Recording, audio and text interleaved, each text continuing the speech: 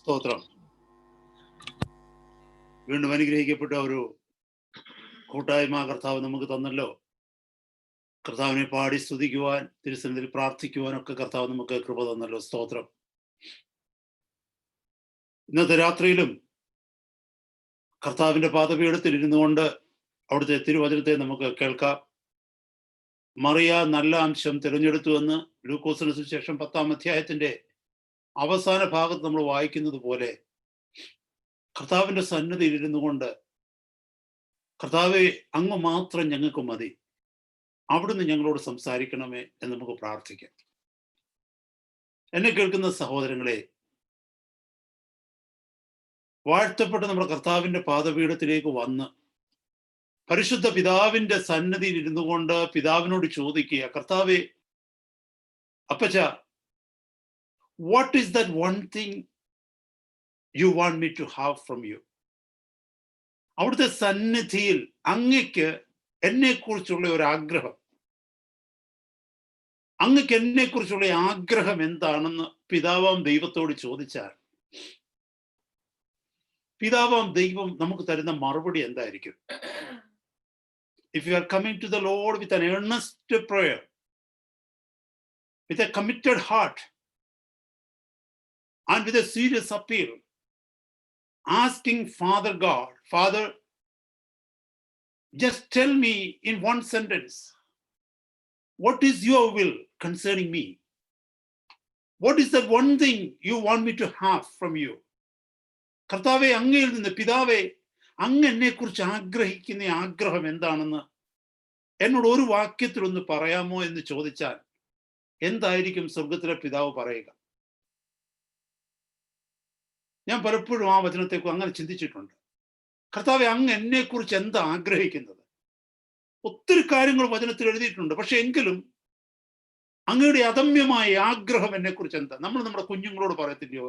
കുഞ്ഞുങ്ങൾ വന്ന് ചോദിക്കുക, പപ്പയ്ക്ക് എന്നെക്കുറിച്ചുള്ള ആഗ്രഹം എന്താ? മമ്മി, എന്നെക്കുറിച്ചുള്ള ആഗ്രഹം എന്താ എന്ന് ചോദിക്കുമ്പോൾ നമ്മൾ നമ്മുടെ ആഗ്രഹം അവരോട് പറയും.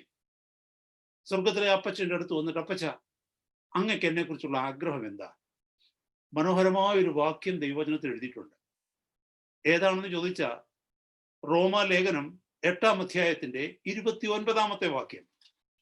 റോമാലേഖനം 8-ാം അധ്യായത്തിന്റെ 29-ാമത്തെ വാക്യം. This is the heart of God concerning you and me. എന്നെയും നിങ്ങളെയും കുറിച്ചുള്ള കർത്താവിന്റെ ഹിതം ഇതാണ്. അതിനുവേണ്ടിയാണ് ഈ വചനം എല്ലാം നമ്മളെ പഠിപ്പിക്കുന്നത്. അതിനുവേണ്ടിയാണ് നമ്മെ ദൈവസഭയുടെ ഭാഗമാക്കി തീർത്തിരിക്കുന്നത്. അതിനുവേണ്ടിയാണ് അനുഗ്രഹിക്കപ്പെട്ട സഹോദരങ്ങളെ നമുക്ക് ചുറ്റും പ്രാർത്ഥിക്കുവാനും നമ്മളെ ബലപ്പെടുത്തുവാനും നമ്മളെ കരുതുവാനും ദൈവമാക്കി വെച്ചിരിക്കുന്നത്. എല്ലാം ഓൺലി ഫോർ വൺ പർപ്പസ്. അതിവിടെ എഴുതിയിരിക്കുന്നു. അവൻ മുന്നറിഞ്ഞവരെ തൻ്റെ പുത്രൻ അനേകം സഹോദരന്മാരിൽ ആദ്യജാതനാകേണ്ടതിന് അവന്റെ സ്വരൂപത്തോട് അനുരൂപരാകുവാൻ മുൻ നിയമിച്ചിരിക്കുന്നു. So we have been predestined. We have been predestined even before we were formed in the womb of our mother, even before we were converted, even before we were born again. We have been predestined. ദൈവം നമുക്ക് വേണ്ടി ഒന്ന് മുൻകരുതി വെച്ചിരിക്കുക, ഒരു ആഗ്രഹം മുൻകരുതി വെച്ചിരിക്കുക. എന്താണ് ആഗ്രഹം എന്നറിയാമോ? തൻ്റെ പുത്രന്റെ സഹോദരങ്ങളായി നമ്മൾ മാറണം. തൻ്റെ പുത്രനായ ക്രിസ്തുവിന്റെ സഹോദരങ്ങളായി മാറണം. അതായത് ക്രിസ്തു ആ പിതാവിന്റെ ഭവനത്തിലെ ആദ്യജാതനായി, മൂത്ത മകനായി മാറിയിട്ട് നമ്മളെല്ലാവരും ഇളയ സഹോദരങ്ങളായി തീരണം. ദൈവഭവനത്തിലെ സഹോദരങ്ങളായി, സഹോദരിമാരായി നമ്മൾ മാറണം. അപ്പൊ മൂത്ത സഹോദരനായ യേശുവിനെ പോലെ നമ്മളായിത്തീരണം. അതാ എഴുതിയിരിക്കുന്നത്. നോക്കിയവിടെ, സഹോദരന്മാരിൽ ആദ്യജാതനാകേണ്ടതിന് അവന്റെ സ്വരൂപത്തോട് അനുരൂപരാകുവാൻ മുൻ നിയമിച്ചിരിക്കുന്നു. നമ്മളുടെ ഓരോരുത്തരുടെയും സ്വഭാവം ആദ്യജാതനായി യേശുവിനെ പോലെ ആയിത്തീരുവാൻ ദൈവം നമ്മളെ മുൻ നിയമിച്ചിരിക്കുകയാണ്. Praise the Lord. ഹല്ലേലൂയ. എന്നെ കേൾക്കുന്ന സഹോദരങ്ങളെ, അപ്പൊ എന്റെ ജീവിതത്തിലെ ഏക ലക്ഷ്യം എന്തായിരിക്കണമെന്നറിയാമോ? നിങ്ങളുടെ ജീവിതത്തിലെ ഏക ലക്ഷ്യം എന്തായിരിക്കണമെന്നറിയാമോ? സ്വർഗത്തിലെത്തുക എന്നുള്ളതല്ല. അത് ഒത്തിരി താഴെയുള്ള ലക്ഷ്യമാണ്. ദൈവവചനം ശരിക്കും അറിയാത്ത, ദൈവവചനം പഠിക്കാത്ത സഹോദരങ്ങളോട് ചോദിച്ചാൽ അവർ പെട്ടെന്ന് പറയും, എന്റെ ലക്ഷ്യം സ്വർഗത്തിലെത്തുക എന്നുള്ളതാണ്. അത് തെറ്റായ ലക്ഷ്യമാണെന്നല്ല ഞാൻ പറഞ്ഞത്. എന്നാൽ അതിനേക്കാൾ ബെറ്റർ ആയിരിക്കുന്ന ഒരു ലക്ഷ്യമുണ്ട്. എന്താണെന്നറിയാമോ? എനിക്ക് യേശുവിനെ പോലെ ആയിത്തീരണം. അത് വെറുതെയുള്ള ആഗ്രഹമല്ല, ദൈവവചനത്തിൽ എഴുതി വെച്ചിരിക്കുന്ന എന്നെക്കുറിച്ചുള്ള ദൈവത്തിന്റെ പദ്ധതി അതാണ്. അപ്പൊ എന്നെ കേൾക്കുന്ന സഹോദരങ്ങളെ, കഴിഞ്ഞ നാളുകളിൽ നാം ആത്മാവിന്റെ ഫലത്തെക്കുറിച്ചാണ് പഠിച്ചുകൊണ്ടിരുന്നത്. ഗലാത്യ ലേഖനം 5-ാം അധ്യായത്തിന്റെ 22-ാമത്തെ വാക്യം, ആത്മാവിന്റെ ഫലം. 9 ഫലത്തെക്കുറിച്ച് നമ്മൾ പഠിക്കുവാനായിട്ട് ആഗ്രഹിച്ച് മുന്നോട്ട് പഠിച്ചുകൊണ്ടിരിക്കുന്നു. ഈ ഫലം ആരാ പ്രൊഡ്യൂസ് ചെയ്യുന്നത്? കർത്താവിന്റെ പരിശുദ്ധാത്മാവ്, ആത്മാവിന്റെ ഫലം. ആദ്യം ഇത് ആരിലാണ് പ്രൊഡ്യൂസർ ആയത്? നമ്മുടെ വാഴ്ത്തപ്പെട്ട യേശു കർത്താവിന്. അപ്പൊ ഈ കാണുന്ന ഫലമെല്ലാം 100% in its full ripened stage, in its full matured stage, revealed in Christ. ക്രിസ്തുവിൽ അത് മുഴുവനുമായി വെളിപ്പെട്ടു, പൂത്തൊലഞ്ഞു. ഈ ഫലങ്ങൾ കൊണ്ട് യേശു നിറഞ്ഞിരുന്നു. ഈ 9 ഫലം: സ്നേഹം, സന്തോഷം, സമാധാനം, ദീർഘക്ഷമ, ദയ, പരോപകാരം, വിശ്വസ്തത, സൗമ്യത, ഇന്ദ്രിയജയം. യേശുവിന്റെ ജീവിതത്തിലേക്ക് നോക്കിക്കഴിഞ്ഞാൽ ആ ഫലം കൊണ്ട് he was full of those fruit. Hallelujah. അപ്പൊ യേശുവിന്റെ സഹോദരങ്ങളായി നമ്മൾ വിളിക്കപ്പെട്ടിരിക്കുന്നത് കൊണ്ട് മുമ്പേ വായിച്ച് കേട്ടതിന്റെ വചനപ്രകാരം നമ്മളിൽ ആ ഫലം ഉണ്ടാവണം. എങ്കിലേ നമ്മൾ യേശുവിനെ പോലെ ആവത്തുള്ളൂ. അതാ പരിശുദ്ധാത്മാവ് നമ്മളെ പഠിപ്പിക്കുന്നത്. അപ്പൊ എന്നെ കേൾക്കുന്ന സഹോദരങ്ങളെ, നമുക്ക് ജസ്റ്റ് കേൾക്കുവാനുള്ള ഒരു മെസ്സേജ് അല്ല ഇത്. പിന്നെയോ നാം നമ്മെ തന്നെ ശോധന ചെയ്യണം. ഇത് കർത്താവേ, എന്റെ ജീവിതത്തിന്റെ ലക്ഷ്യം യേശുവിനെ പോലെ ആയിത്തീരുക എന്നുള്ളതാ. ഈ ഒരു ജീവിതം അങ്ങ് എനിക്ക് തന്നിട്ടുണ്ട്. മുന്നോട്ട് ഇനി എത്ര നാളുണ്ടെന്ന് എനിക്കറിയില്ല. ഒരുപാട് വർഷങ്ങൾ കഴിഞ്ഞുപോയി. ഇനി മുന്നോട്ടുള്ള നാളുകൾ എത്രയെന്ന് അറിയില്ല. ഞാനൊരു കാര്യം ചോദിക്കട്ടെ. നമ്മുടെ കുഞ്ഞുങ്ങളൊക്കെ സ്കൂളുകളിലും കോളേജുകളിലും യൂണിവേഴ്സിറ്റികളിലൊക്കെ പഠിക്കുന്നവരാ അല്ലേ? അവർക്ക് 1 വർഷം കൊടുത്തിട്ടുണ്ട് പഠിക്കാൻ. എന്തിന്? ഫൈനൽ എക്സാംസിന് വേണ്ടി. You have been given 1 year to study for the class where you are in now. At the end of this 1 year, you need to write the final examination. Am I right? So you have been given 1 year. Just imagine, you simply wasted 8 months. What would you have to do now to write the exam? What would you have to do? 8 months you wasted. You got only 4 months left now. What would you do? You would work extra hours. You would work extra efforts to meet the targets, to clear the backlog. Am I right? You won't sit like how you were sitting in these 8 months. You know that my exams is very near and I haven't revised anything. I simply wasted. I was playing games. I was doing this thing, that thing and or the other. Now only 8 months, only a few weeks ahead for me to write the exam. What I need to do? I need to sit late, work extra hours to do the revisions, to do the works, homeworks, researches, so many things you need to do to meet the exam. 8 മാസം നമ്മൾ waste ചെയ്തു. പരീക്ഷയ്ക്ക് ഇനി ചില ആഴ്ചകൾ മാത്രമേ ഉള്ളൂ. അപ്പൊ ഞാൻ എന്താ ചെയ്യുന്നത്? ഈ 8 മാസം ഇരുന്നത് പോലല്ല, ഞാൻ ഇരുന്ന് കുറച്ചുകൂടെ ഹാർഡ് വർക്ക് ചെയ്യാനായിട്ട് തുടങ്ങും. ദാറ്റ് ഇസ് കോൾഡ് ഇൻ ദൈവത്തിന്റെ വചന ബിബ്ലിക്കൽ ലാംഗ്വേജിൽ പറയുന്നത് redeeming the time, redemption of time. The little time which is left, extra work ചെയ്യുക. എന്തിന്? കഴിഞ്ഞ നഷ്ടപ്പെട്ടു പോയ സമയത്തിന്റെ യൂട്ടിലിറ്റിക്ക് വേണ്ടി. എന്നെ കേൾക്കുന്ന സഹോദരങ്ങളെ, എനിക്ക് എന്നെ കുറിച്ച് നന്നായിട്ട് അറിയാം. എത്രയോ വർഷങ്ങൾ ഞാൻ വേസ്റ്റ് ചെയ്തു.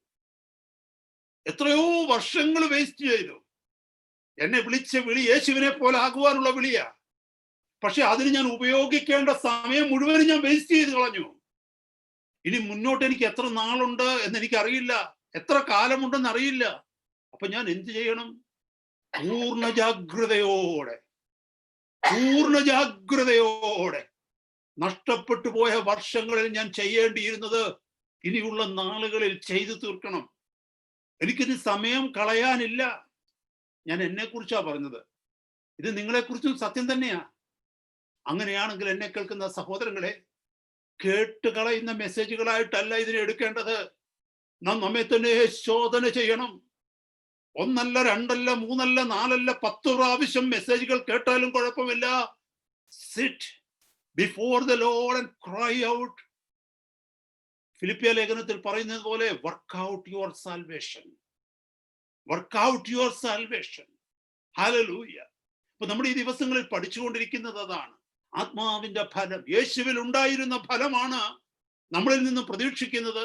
യേശുവിൽ ഉണ്ടായിരുന്ന 9 ഫലത്തെക്കുറിച്ചാണ് ഇവിടെ അപ്പോസ്തലൻ പരിശുദ്ധാത്മാവിൽ എഴുതി വെച്ചിരിക്കുന്നത്. അതുമാത്രമല്ല, ഈ ഫലം നമ്മളിലേക്ക് പുറപ്പെടുമ്പോഴാണ് ജഡത്തിന്റെ പ്രവർത്തികൾ നമ്മളിൽ ഇല്ലാതായി തീരുന്നത്. അപ്പൊ കഴിഞ്ഞ ദിവസങ്ങളിൽ നമ്മൾ കേട്ടത് സ്നേഹം, സന്തോഷം, സമാധാനം, ദീർഘക്ഷമ, ഇത്രയും കാര്യങ്ങൾ നമ്മൾ കേട്ടു അല്ലേ? നമ്മൾ പറഞ്ഞു 3 തലത്തിലാണ് ആത്മാവിന്റെ ഫലത്തെ ഡിവൈഡ് ചെയ്തിരിക്കുന്നത്. ആദ്യത്തെ 3 എണ്ണം എന്ന് പറയുന്നത് ദൈവവുമായിട്ടുള്ള ബന്ധത്തിൽ നിന്ന് ഊരിത്തിരിഞ്ഞു, ദൈവത്തോടും ദൈവത്തിനും നമ്മോടുമുള്ള ആ ബന്ധത്തിൽ നിന്ന് ഊരിത്തിരിയുന്നതാണ് ആദ്യത്തെ 3 ഫലം. അടുത്ത 3 ഫലം എന്ന് പറഞ്ഞാൽ നമുക്ക് നമ്മുടെ സഹോദരങ്ങളുമായിട്ടുള്ള ബന്ധത്തിൽ, ലോകവുമായിട്ടുള്ള ബന്ധത്തിൽ, മനുഷ്യരുമായിട്ടുള്ള ബന്ധത്തിൽ, നമ്മുടെ വ്യക്തിപരമായ ബന്ധങ്ങളിൽ ഉണ്ടാകുന്ന 3 ഫലത്തെക്കുറിച്ചാണ്, അതിൽ വെളിപ്പെടുന്ന 3 ഫലത്തെക്കുറിച്ചാണ്. ഫൈനലി പറയുന്ന 3 ഫലം എന്ന് പറയുന്നത് നമുക്ക് നമ്മോട് തന്നെയുള്ള, നമ്മുടെ പ്രൈവറ്റ് ലൈഫിൽ, നമ്മുടെ സ്വകാര്യ ജീവിതത്തിൽ നമുക്ക് നമ്മോട് തന്നെയുള്ള ബന്ധത്തിൽ നിന്ന് ഉരുവാകേണ്ടതാണ്.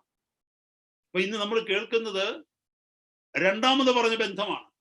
മറ്റുള്ളവരുമായിട്ടുള്ള ബന്ധത്തിൽ നമ്മളിൽ കാണപ്പെടേണ്ട, നമ്മളിൽ വെളിപ്പെടേണ്ട ഫലത്തിന്റെ രണ്ടാമത്തെ ഫലമാണ് നാം കേട്ടത്. ദീർഘക്ഷമ കഴിഞ്ഞു, ദയയെ കുറിച്ചായി നമ്മൾ കേൾക്കാൻ പോകുന്നത്. കൈൻഡ്നസ്, ദയ അല്ലെങ്കിൽ ജെന്റിൽനെസ്, പല വേർഷൻസിൽ പല പേരുകളാണ് ഉപയോഗിച്ചിരിക്കുന്നത്. എന്നാലും അതിന്റെ മൂലഭാഷ പറഞ്ഞാൽ ക്രിസ്റ്റോസ് എന്നാണ്. അതിന്റെ മൂല ഗ്രീക്ക് ഭാഷയിൽ അതിന്റെ വേർഡ് ക്രിസ്റ്റോസ് എന്നാ പറയുന്നത്. അതിന്റെ അർത്ഥം എന്താണെന്ന് ചോദിച്ചു കഴിഞ്ഞാൽ, to make oneself useful to another, to make oneself useful to another. അതല്ലെങ്കിൽ ഒന്നുകൂടെ അതിനെ എക്സ്പ്ലെയിൻ ചെയ്യുകയാണെങ്കിൽ, to feel the pain of another so deeply we are compelled to do something about it.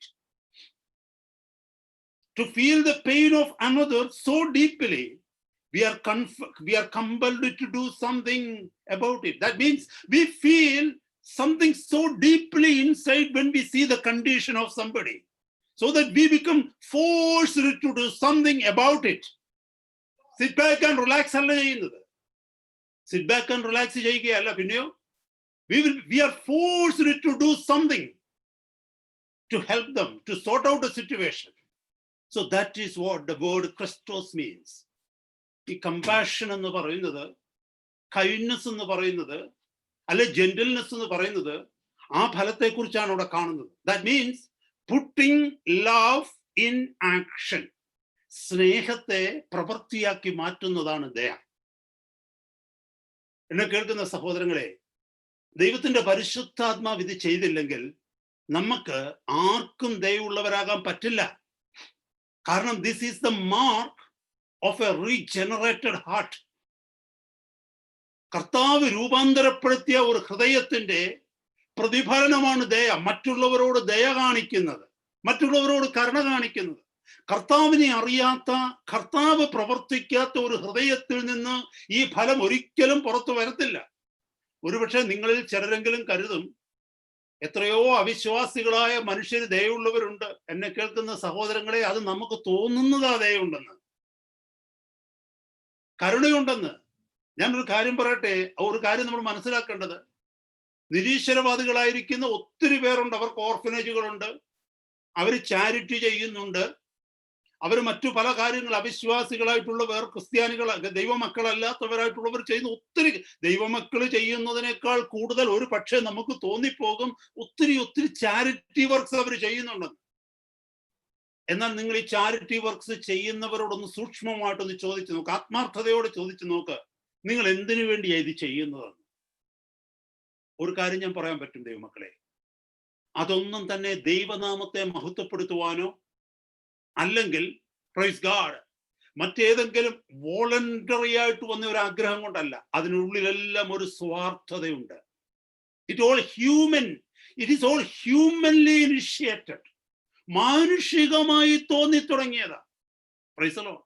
നമുക്കൊരാളെ സഹായിക്കുമ്പോൾ രണ്ട് രീതിയിൽ സഹായിക്കാൻ പറ്റും. ഒന്ന് എന്താണെന്നറിയാമോ? നമ്മൾ സഹായിക്കുന്ന ആളാണെന്ന് മറ്റുള്ളവർ അറിയണം. അതൊരു രീതിയിലുണ്ട്. രണ്ടാമത്തെ രീതി എന്തെന്ന് ചോദിച്ചു കഴിഞ്ഞാൽ, കർത്താവെ അവിടുന്ന് മാത്രം, ഞാനൊരു കാര്യം ചോദിക്കട്ടെ, പണ്ട് നമ്മൾ ആരെങ്കിലും സഹായിക്കുന്ന രീതിയിലാണോ ഇപ്പൊ സഹായിക്കുന്നത്?